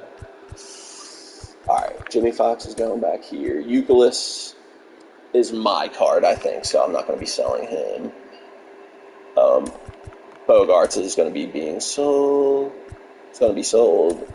You're going to be sold, obviously. And, okay, alright, yeah, those are the three that will be sold. Put them back in. Oh my god, finally. Yeah, why not? Alright. There, you happy? Yeah, see, bro? What were my stats with him? 12 home runs. He played in 34 games, went yard in 12 of them. Yeah, yo, trust me, I enjoyed this card very much so. It's just the sole reason why I am not using him is because I like using the old-timers. You know, if I had a team that was a hybrid or was a modern-day team, he would for sure be on it. I said that many a times, like a few days ago, you know, before you even said that. So I'm with you, bro. Trust. Who do I want to put back in? Like, I kind of want to put Mickey back in just because he was my team leader in home runs up until my Babe Ruth passed him just recently. Where the fuck is he, by the way? There he is. Did I buy all of them? Sort of. Like, let me see. Bought him, bought Ryan Howard, earned Chase Utley, earned Stan Actually, I might have bought Stan Musial because I know I bought one of those cards. Like, there was 4 of them. I think I earned 3 of them and bought one of them just to make sure I got all 4 of them. Bought Jimmy Fox the second he came out because that was a card I've been waiting for. Other than that, bought Committee when he first dropped. Bought Mickey Mantle when I first got the game. He might have been the first card I bought. I need to get Euclid out of here too. So it's kind of a combination of earning and buying. You know, earning and stacking, essentially. You know, that's one reason I love the show. Let's put Lou Gehrig back in. Actually, no, let me put Willie Mays back in, see if I've stopped being a bum with him. I can't stand it, but I'm terrible with Willie Mays in the show. I don't understand it. I really don't. Okay, let me sell all these guys so I can get my stubs back. That's going to be about $45K, I think. I have Nolan Ryan. I stacked for him. I saved up my stubs like I'm doing now until I had enough to buy him. So yeah, I guess you could say it's a hybrid of both. I love this Luis Castillo card. I want to get him back eventually. But that'll be after. Here we go. Here's one. All right, JD, I liked you. It's just I have no use for you, bro. Appreciate you. Thank you for the help. I kind of forget who it was that I was using, so. Yeah, no, okay, I must have sold him then. Because I did have him at one point. Sometimes I buy players to help me, like, with missions. Who the hell was it? There. Bogart. 17, cool.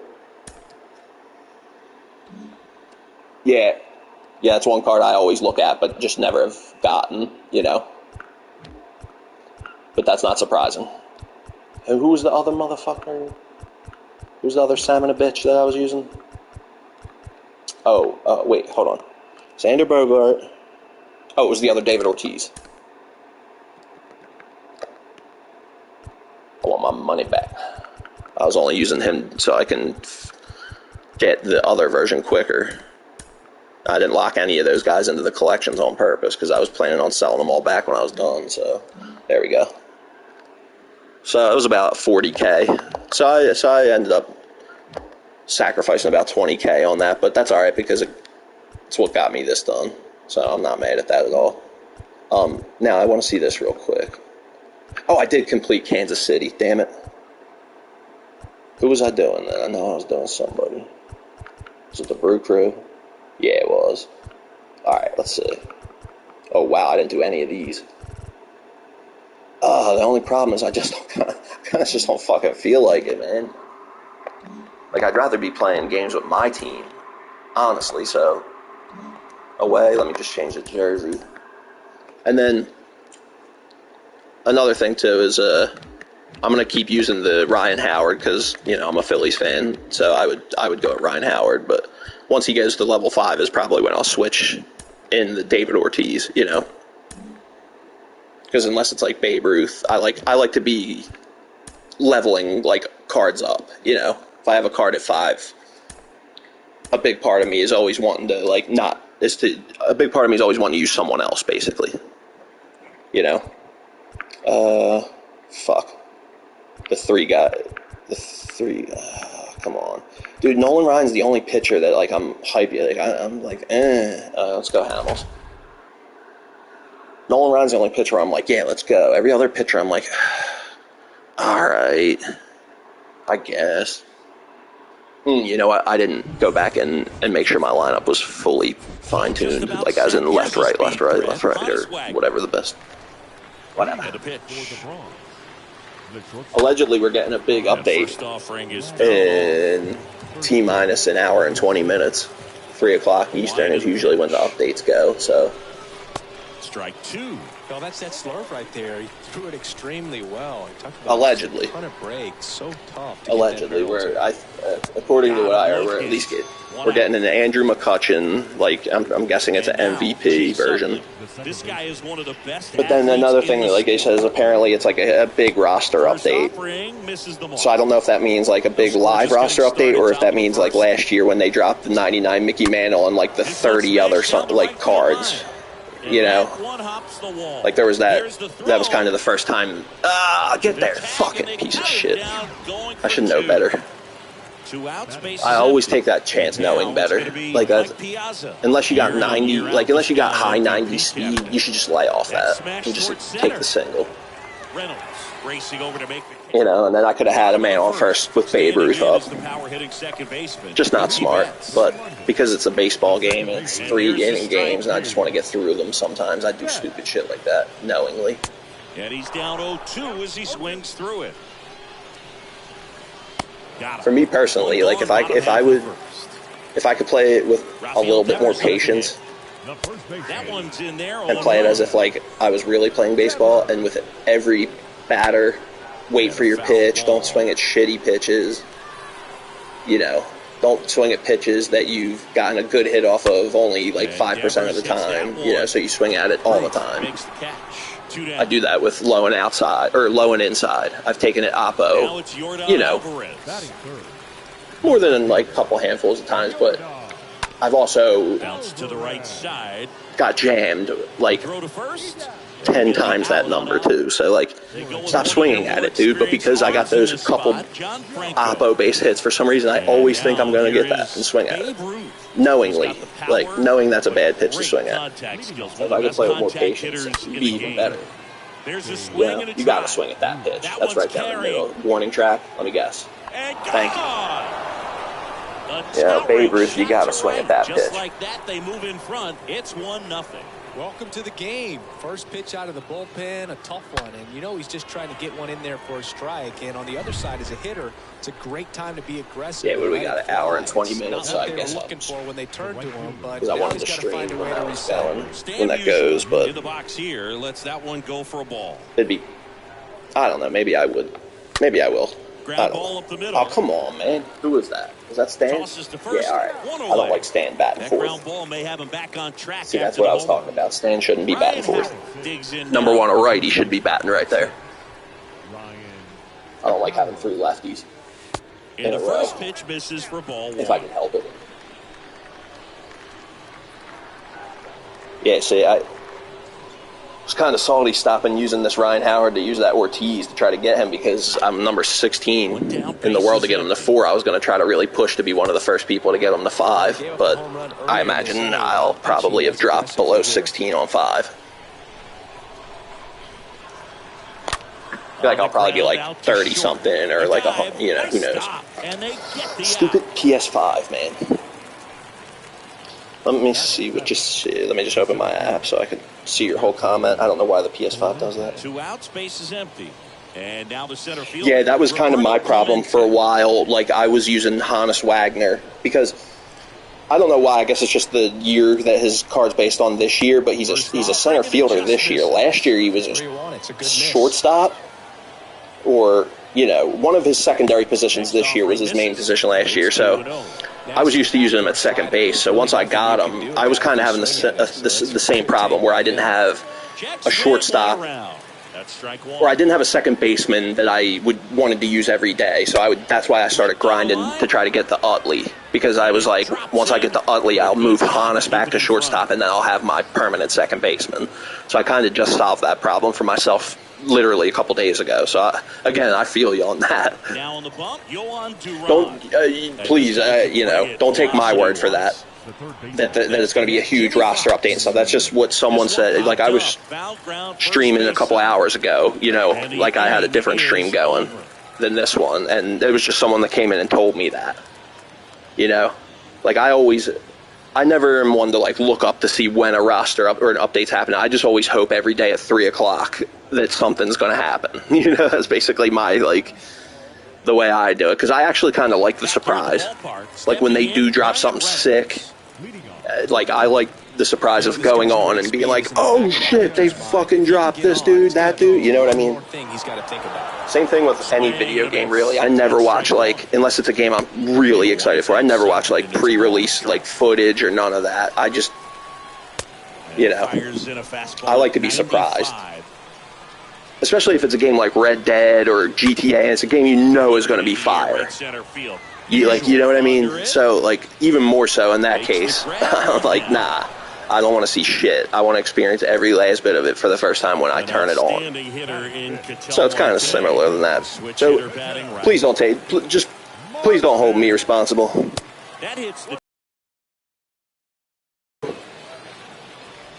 I started Ortiz. Wait, that wasn't you that said you had Ortiz already? No, I don't think that was actually, was it? No, come on, dude! Oh, for God's sakes, that happens way too often. I know he's not a fucking diamond fielder, but come on, man. That, hitting it to the warning track, and it getting snagged by the pitcher up the middle all the time are three things I feel like happen too much. That it would be cool if they kind of like adjusted it accordingly. Maybe tone those three things down a little bit. Like I think the warning track thing has to do with the balance. Like, that's my guess. Cool. Okay. Yeah. I was gonna say. Now I think about it, it wasn't you. Yeah, well, you know what, bro? I just started a couple days ago. You know what I'm saying? So I don't know if I could have got to that. Let's keep men on second. You know what? Let me warm up. So yeah. So. Good shit. Shouldn't take you too long. I was bitching and moaning about getting that 3,000 thing done, but that really didn't take that long once I actually like sat down and accepted that it was going to be a bit of a grind. Like there was a few times, especially towards the end, where I looked at it and I was like, holy shit, I was expecting to have way less. Dude, like, you don't have to buy Ortiz, JD Martinez, and who else was it that I bought? And Xander Bogaerts, but I bought those three guys just to, like, help me get the home runs, and then that's who I just sold back, You'll take a little bit of a hit Stubbs-wise, but I don't even think I had to die for that. I don't like that red thing. That red thing throws me off now, because that wasn't always there. I was used to judging it myself. There you go, Hamels.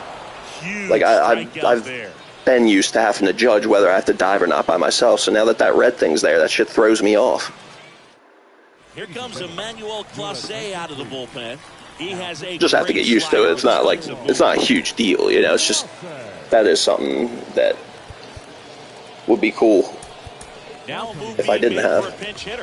Oh yeah, who's to say we couldn't use him as a pinch hitter? Start him out. Yeah, see, what's this balance shit? How the fuck is it? Like, why is Ortiz not a power hitter? I'm guessing that's something they're gonna hold off on. Maybe, like, because my Babe Ruth is a balance when I do that. Like, if Babe Ruth isn't a power hitter, who is? Besides Hank Aaron, maybe. Or Barry Bonds if they had him, because they're the only two that passed him. But if those, you know what I mean?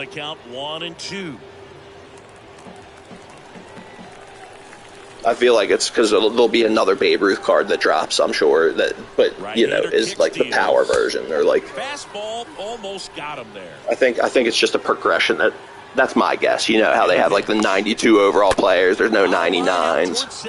Then they start to release like the 97s and some of the 99s, but they're balanced. They're not power hitters, so they do hit home. You know what I mean? I don't know. But it really annoys me. He did everything right there. Nothing to show Come on, for House. it. But in your mind, you have to convince yourself that it was a very good at bat. There you go. Nah, it's caught. Ooh. That's a base hit. Oh, So boy. man aboard now with one away. Yeah, I don't know how familiar you are with history, with baseball history or not, but if you, I don't know if you noticed, but all my players are like old, retired guys. In the sport as well, You know. outstanding on the defensive end. That Dominguez card is dirty, though. Yo, amen, dude. Amen. I'm right there with you, bro. And a speedy guy at first. He's in a For favorable sure. hitter's count. I remember last year, I had a mantle that I got, up a couple levels or whatever, and then they dropped that 99 overall mantle. And he was in my lineup for the rest of the season, like, I'm waiting for that, because my mantle's up to 5. My current, like the other one, yeah, see? Well, you can't see right there, but he starts at 88. I got mine to a 92. That's why since I'm done the NL Live series, I just made the decision to just push and stack and finish the AL. I need Trout, Ohtani, and Jose Ramirez, and then I'm done. This one in the air right field. Marte sizes good stuff. Up. He gets there to make the play. A nice running grab. Well, welcome from someone that played baseball for years and So they're making a move for a bat off the bench. Liked it for decades. Hope you like it as much as I do. But I miss that. I used to love doing that. That used to be my shit, dude. Because when I stopped playing baseball, like a lot of people do, I started playing high pitched softball. And when I would get done those games, on the way when I would be driving home, I'd be like the first thing I'd be fiending to play the show when I would get home. I'd be so like in a baseball / high, like they're roughly the same game. First base, second base, left field, pitcher, catcher. I would just be in that mood. So I would be the second I'd get home, I'd be right on the show. Because I've had PlayStation my whole life, basically, so the show has been an option for me, always, and it's an option that I've always gone with, So I know exactly what you're talking about, dude. Playing baseball was that was always cool. Same with basketball. I'd play a basketball game, and I'd want to go home and play 2K. Or I'd be out shooting, during the day, and then it get nighttime, you go home, and you come in and play 2K during the night. And putting back on ball. He's got such quick hands, and he's gaining pitch recognition. Who's your favorite team? Square to the plate. There's a good chance that or not even necessarily your favorite team, just who's the team you root for. Solid contact consistently. Suter, and a swing and a miss. There you go, Suter. Oh, that was Jesus, man, that was the last inning. I wouldn't have had Suter in right there. The Braves, oh, hello, rival. I'm a Phillies fan. The final. Crew here. Nah, I got to be honest though. The Braves, and the Marlins are not the teams that I hate in my division. There are division rivals, but I do not think of the Braves and Marlins the same way I think of the Mets and the Nationals. I despise the Mets and Nationals. The Braves and the Marlins, honestly, dude, I could kind of even it was kind of cool to see the Braves win the World Series. To tell you the truth. And they're supposed to be my division rival. I just don't hate them like I do, But nonetheless, hello, rival. God, Doc. Yeah, I can't stand the Mets. The New York metrosexuals from Queens? Come on now. Who does? Who does like the Mets? And see, that's another thing, because I feel like that's a reason why I kind of I like the Yankees. I hate the Red Sox. I'm kind of completely backwards than what it seems most baseball fans are. Most baseball fans seem to some people even hate both of them, honestly, and I probably should, but I honestly don't feel any animosity or dislike towards the Yankees. I mean, aside from the '09 Yankees who beat my team in the World Series to prevent us going back-to-back, you know?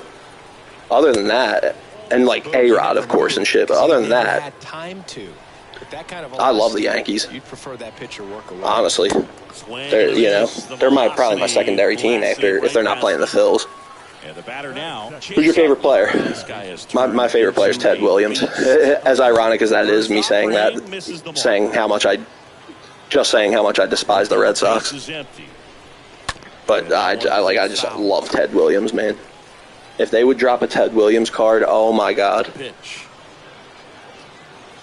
That one missed. Like, this is the reason why I like the mystery of not knowing who they're dropping, dude, because I'm like, if they drop a Ted Williams card right now, either or, all time. Yeah, all time, because Bats up with it. Sends it to first. Quick start to this afternoon's action. 2 gone. 2 outs, base is empty. Now man, when I'm not fully, dude, I'm a moron. I can't multitask for shit, dude. That's only the first inning. I'll say when I'm talking, I am a dodo bird. Oh, please don't take that like I'm saying you to stop talking. Please keep talking. That's not what I'm saying. I'm just saying, just pointing out how much I can't multitask. I didn't mean it like that. I welcome anybody to keep talking. You're thinking extra bases from the first couple of steps out of the box. Yeah, all time, because then that counts to all the old guys, you know. If it's still a modern day player, that's all good, you know, but like, I love Ted Williams. Go ahead, babe. Get out. Oh, you mother-fudging bastard. So what I'm going to do is I'm going to speed him up, not give him something off speed that he can handle. Oh, wow. Oh, a splitter. That's my kryptonite right there. On the mound that he's got to settle in pretty quickly, or else he's going to get hit hard in this first inning. Splitters are the bane of my existence. Get out. Get out. Get the fuck out. Oh, come on, man. To the warning track again? Bottom of the first. Yo, if I knew how to do streaming shit, I would have a ticker every day of how many times I hit it to the warning track today. But I don't know how to do any of that type of shit, so no ticker. Foul ball. But Jesus, Lord, if we don't hit it to the warning track constantly. I mean, my God, yo.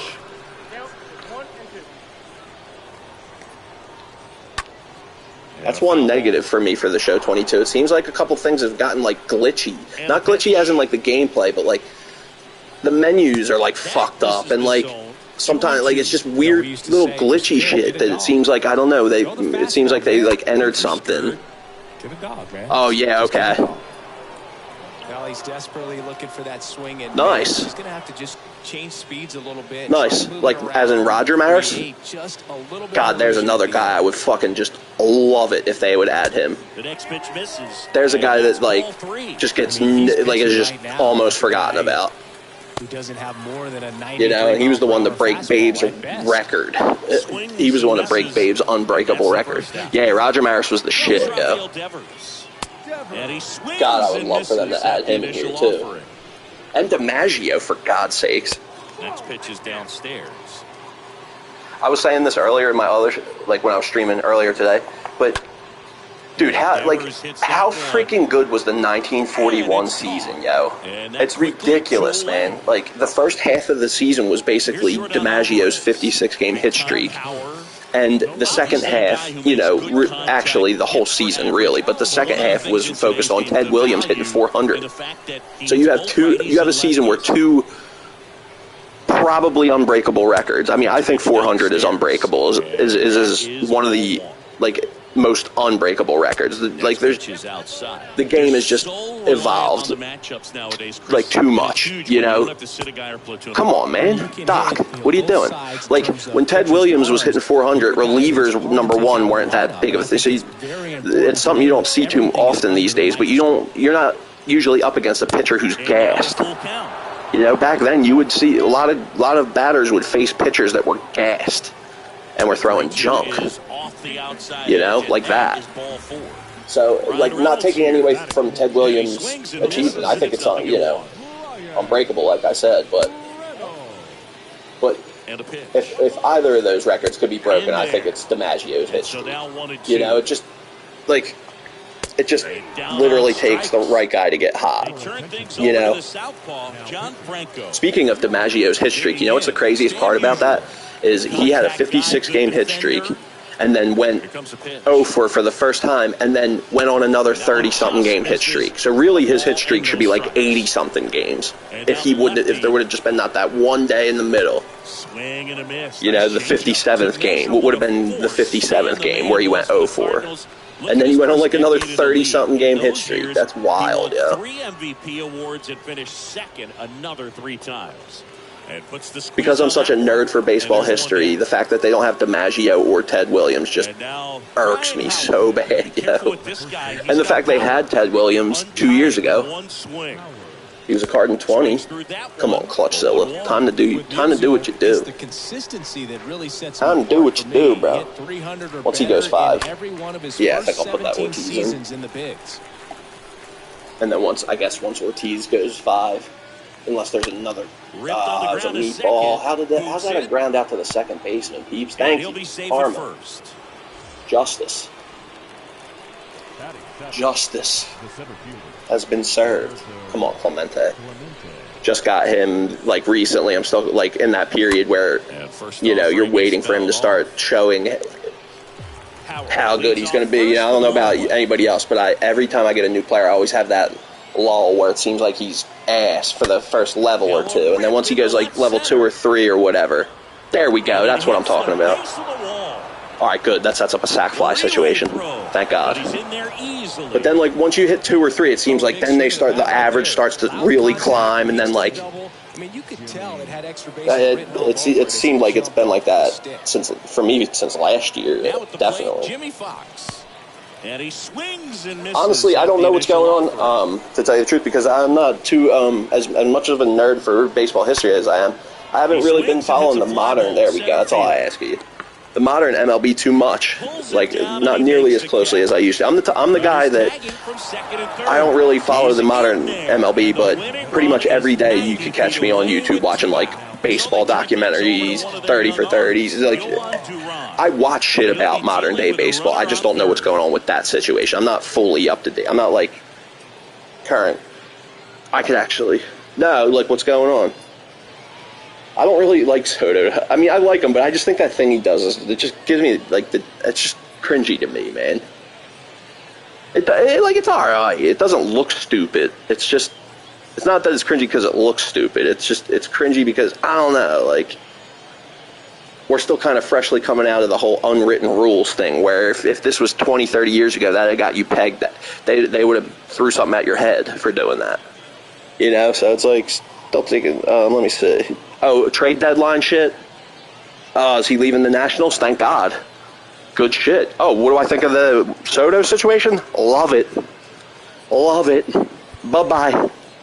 Just, hey, as long as you leave the NL East, love it. You know what I'm saying? Or hey, if you come to the Phillies, love it even more. But yeah, I think that's what you might mean, right? Because that's what came up.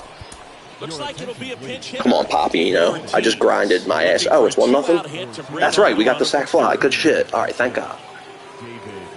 I just want to get through. See, word. Word, okay.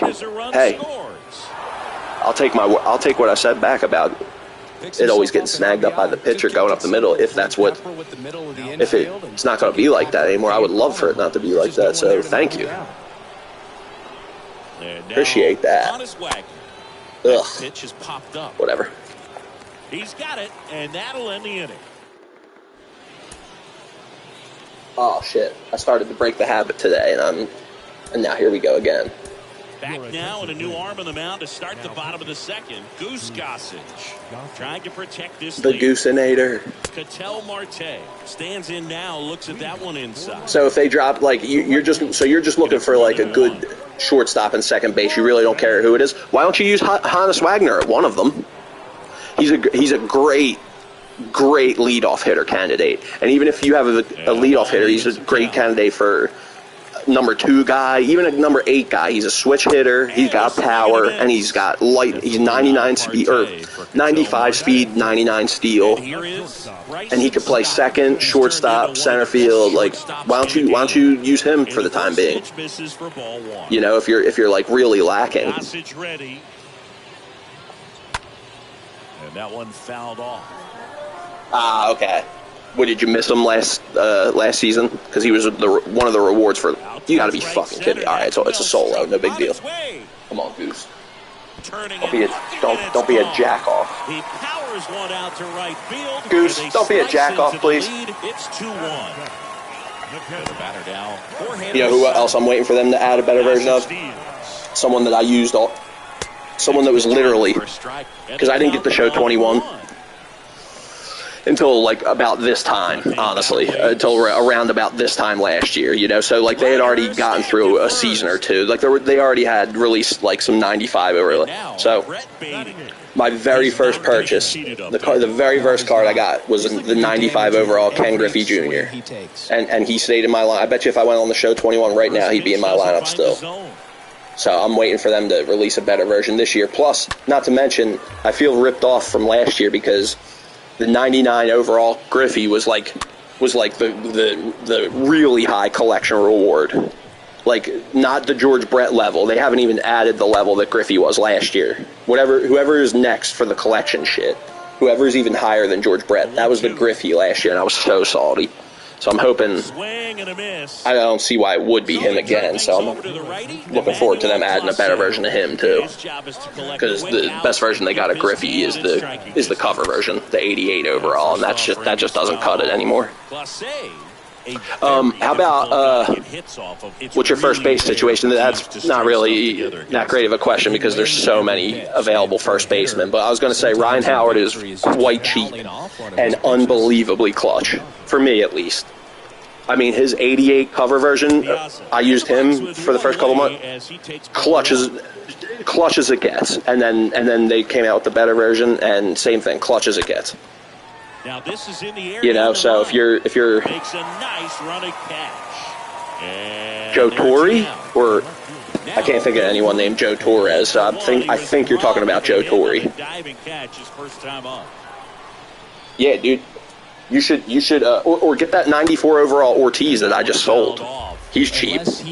Yeah, that's one thing about the show here is like you can get a decent team. Like there are people. Okay. There are people that are, goddamn, my bats ain't doing shit, that are like 20K, you know, that are really worth it. Like, the thing that really has gotten me a lot of stubs this season is all these like packs that you get for the season levels. This current season, I've sold pretty much every one of those I've gotten because I'm not interested in modern day players. Like, I don't want them, honestly.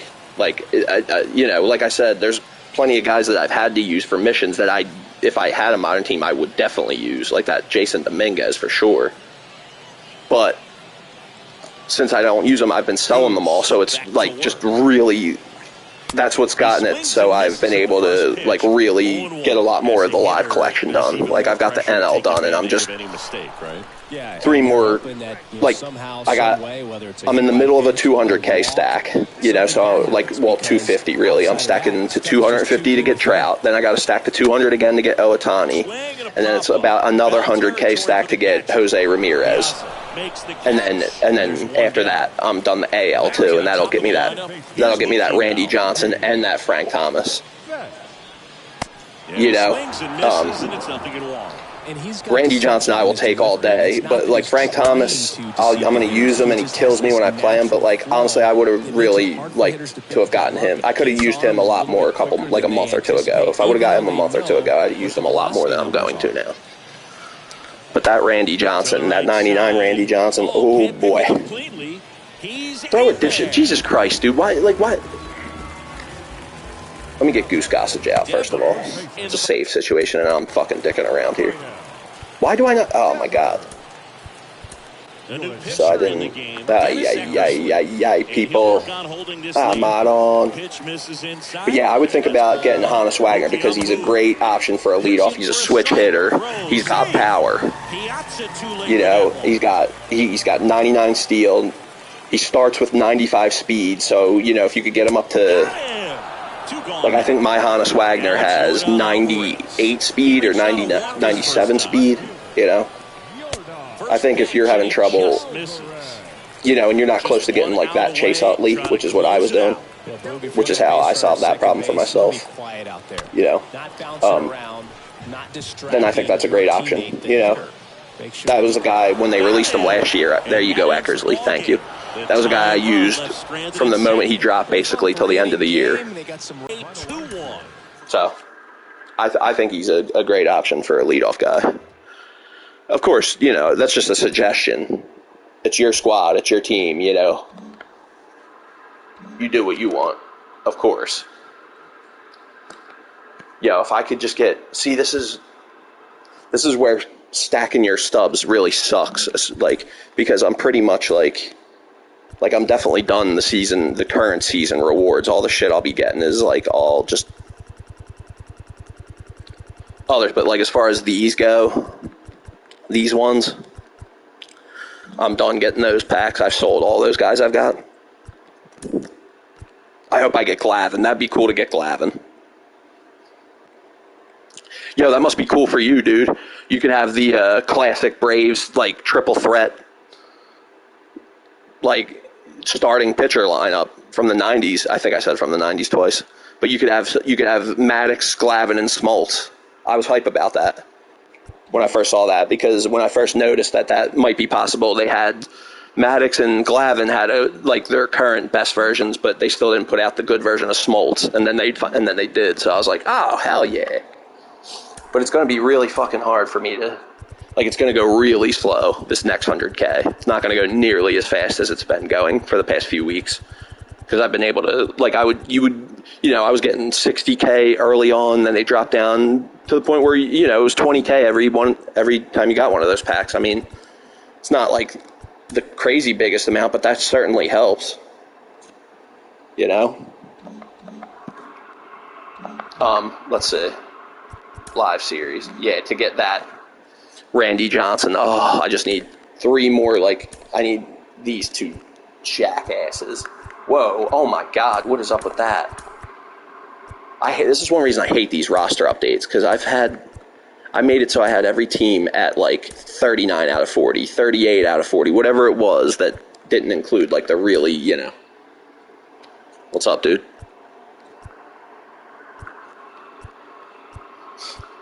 Did I miss someone? Because I only need 2 up there. From Kentucky. What team do you root for in Kentucky? Who would you be pulling for? Wait, why is it 37 out of 40? Appreciate that, bro. Who am I missing? Hey, you the man. Oh, there you are. Appreciate you. Yeah, the Astros, this isn't nothing. Lexington Legends fan. Oh, so you could... Are they like a minor league ball club? Are they affiliated with any of the major league teams? Yo, that's... No, absolutely not. I do not, unfortunately. I don't like to,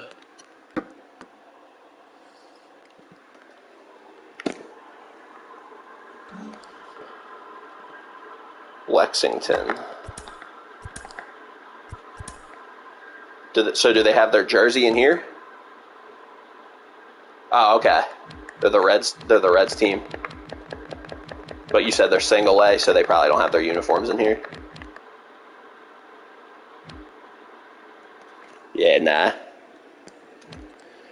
That's why I love the the English football way of like doing things with the promotion and the relegation, to where like if it was like that, then like Lexington would be able to make it to the MLB if they were good enough to get promoted to AA and then promoted to AAA, and then Like, I would love it if like, America, because, like, dude, you got to think, in England, that's a little tiny island, and they got, like, 10 tiers of pro teams. Every little town's got a team, dude. Like, in the United States of America, we're 10 times the size of them.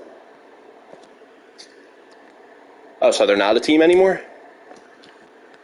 Well, how about that? Fergalicious definition, I think. That's all the words. I know that one. Oh, I did switch them, but you know, I kind of don't want to wear that jersey. Actually, let's rock some minor league shit. What we got?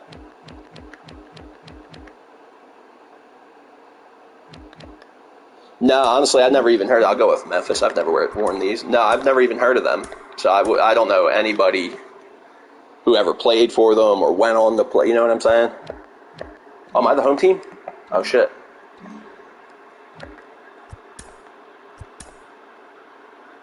Did you? Yeah, that was a card. He was a card that I, like, wanted to get for a while that I, like, you know, didn't because I was trying to get other stuff, but then there was like a time where I was like, because I really like Goose Gossage. Yeah, go ahead, ask whatever troll question you want to ask. You know you've been dying to get it out.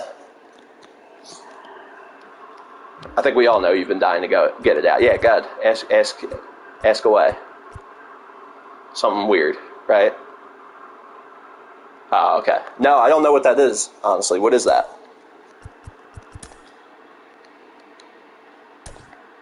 Like, I see it on the wall and shit. Oh, okay. That's cool. Yeah, you always gotta love when a player can rise out of the minor leagues. Oh, nah, never heard of it. And welcome in, everybody. Glad you're with No, I thought you were talking about like a thing on here. Diamond Dynasty Baseball. It's the Pinheads. Okay, all set. How much do I need to? Nah, what do you mean? Nah. Hannes Wagner. And the pitch. If you're talking about that website thing, no, I've never even heard of that. So no. And we're underway. I don't know nothing about it. 7 o'clock. Next offering is in for a strike. This is one team like that. I'm so glad they have like their jerseys and their home stadium, their former home stadium. Lifted in the air, out to left. Ruth under this one. Oh yeah, cool. And there's one Yeah, down. yeah. I'll have to look into it. Now it's the power speed combo. Alfonso Soriano.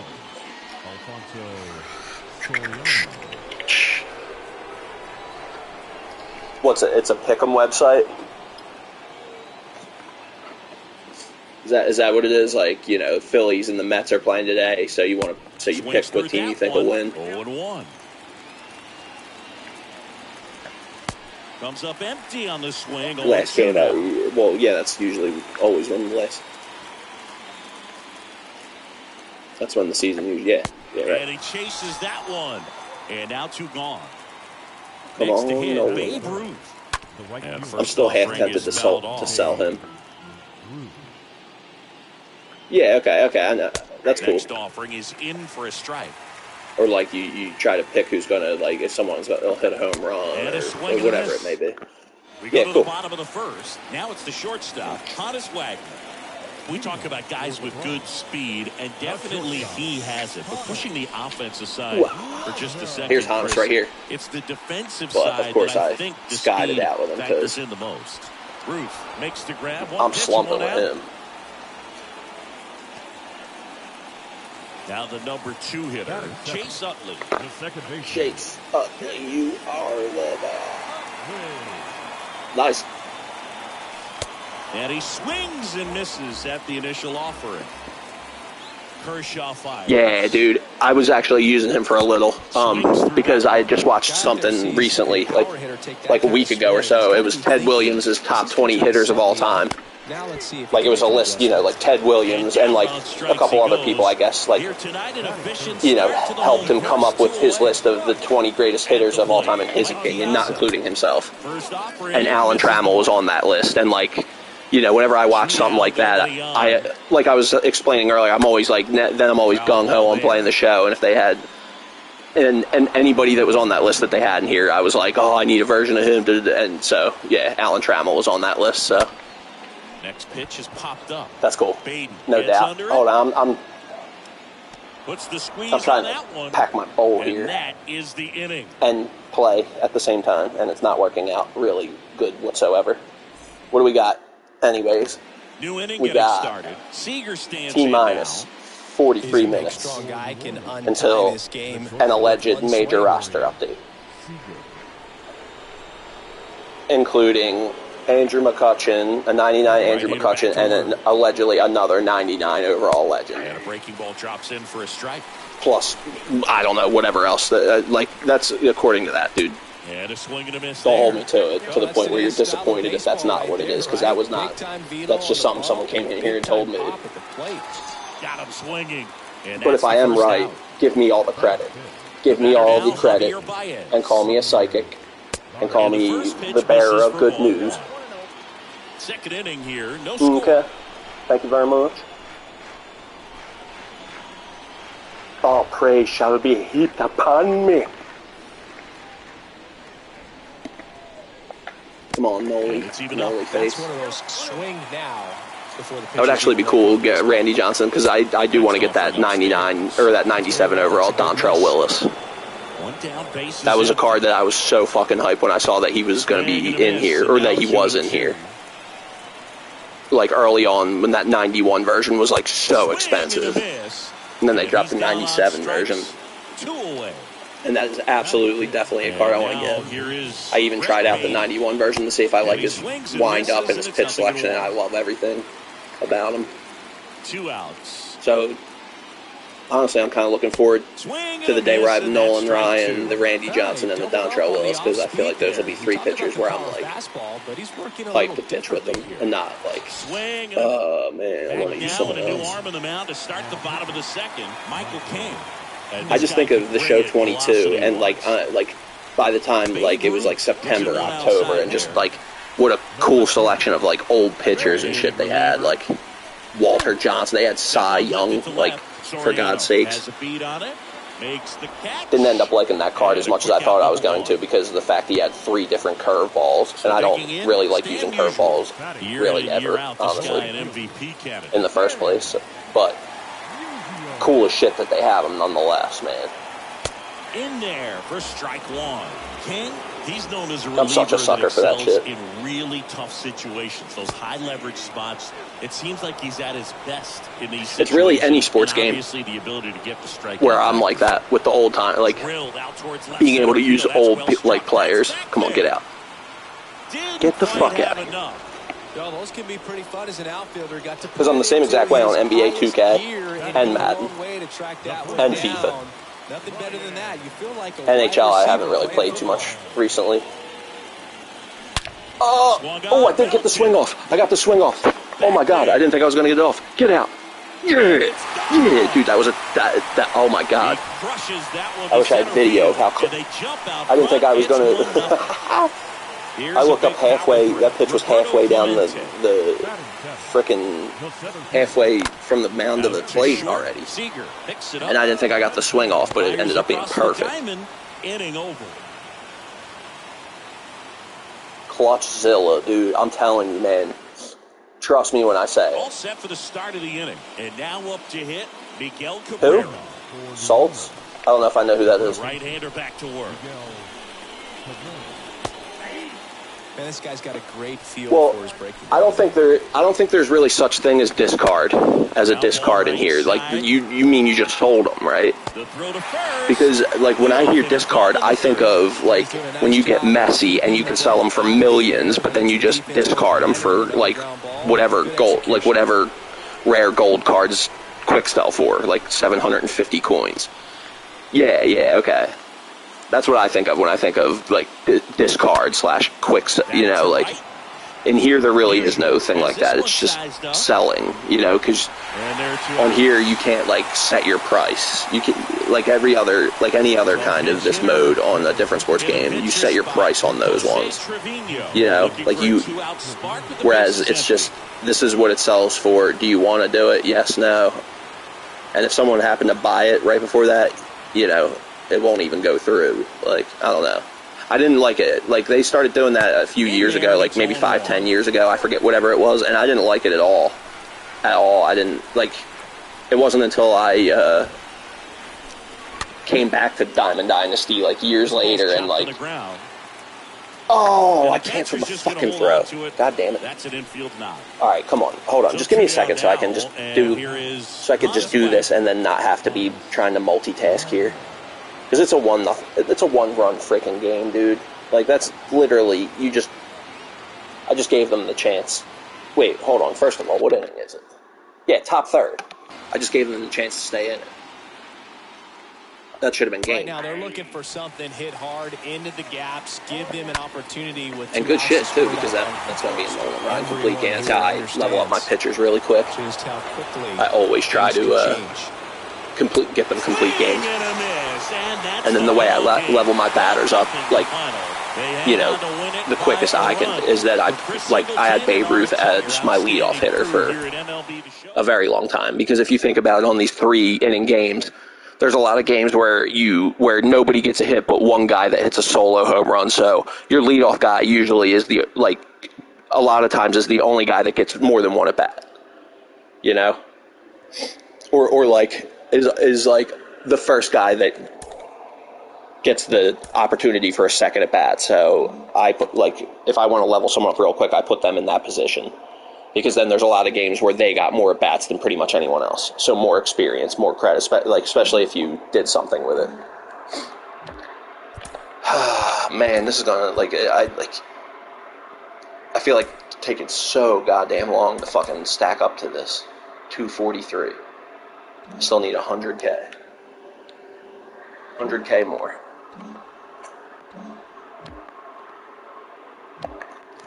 Alright. To tell you the truth, I think this is where I'm going to call it, honestly, because,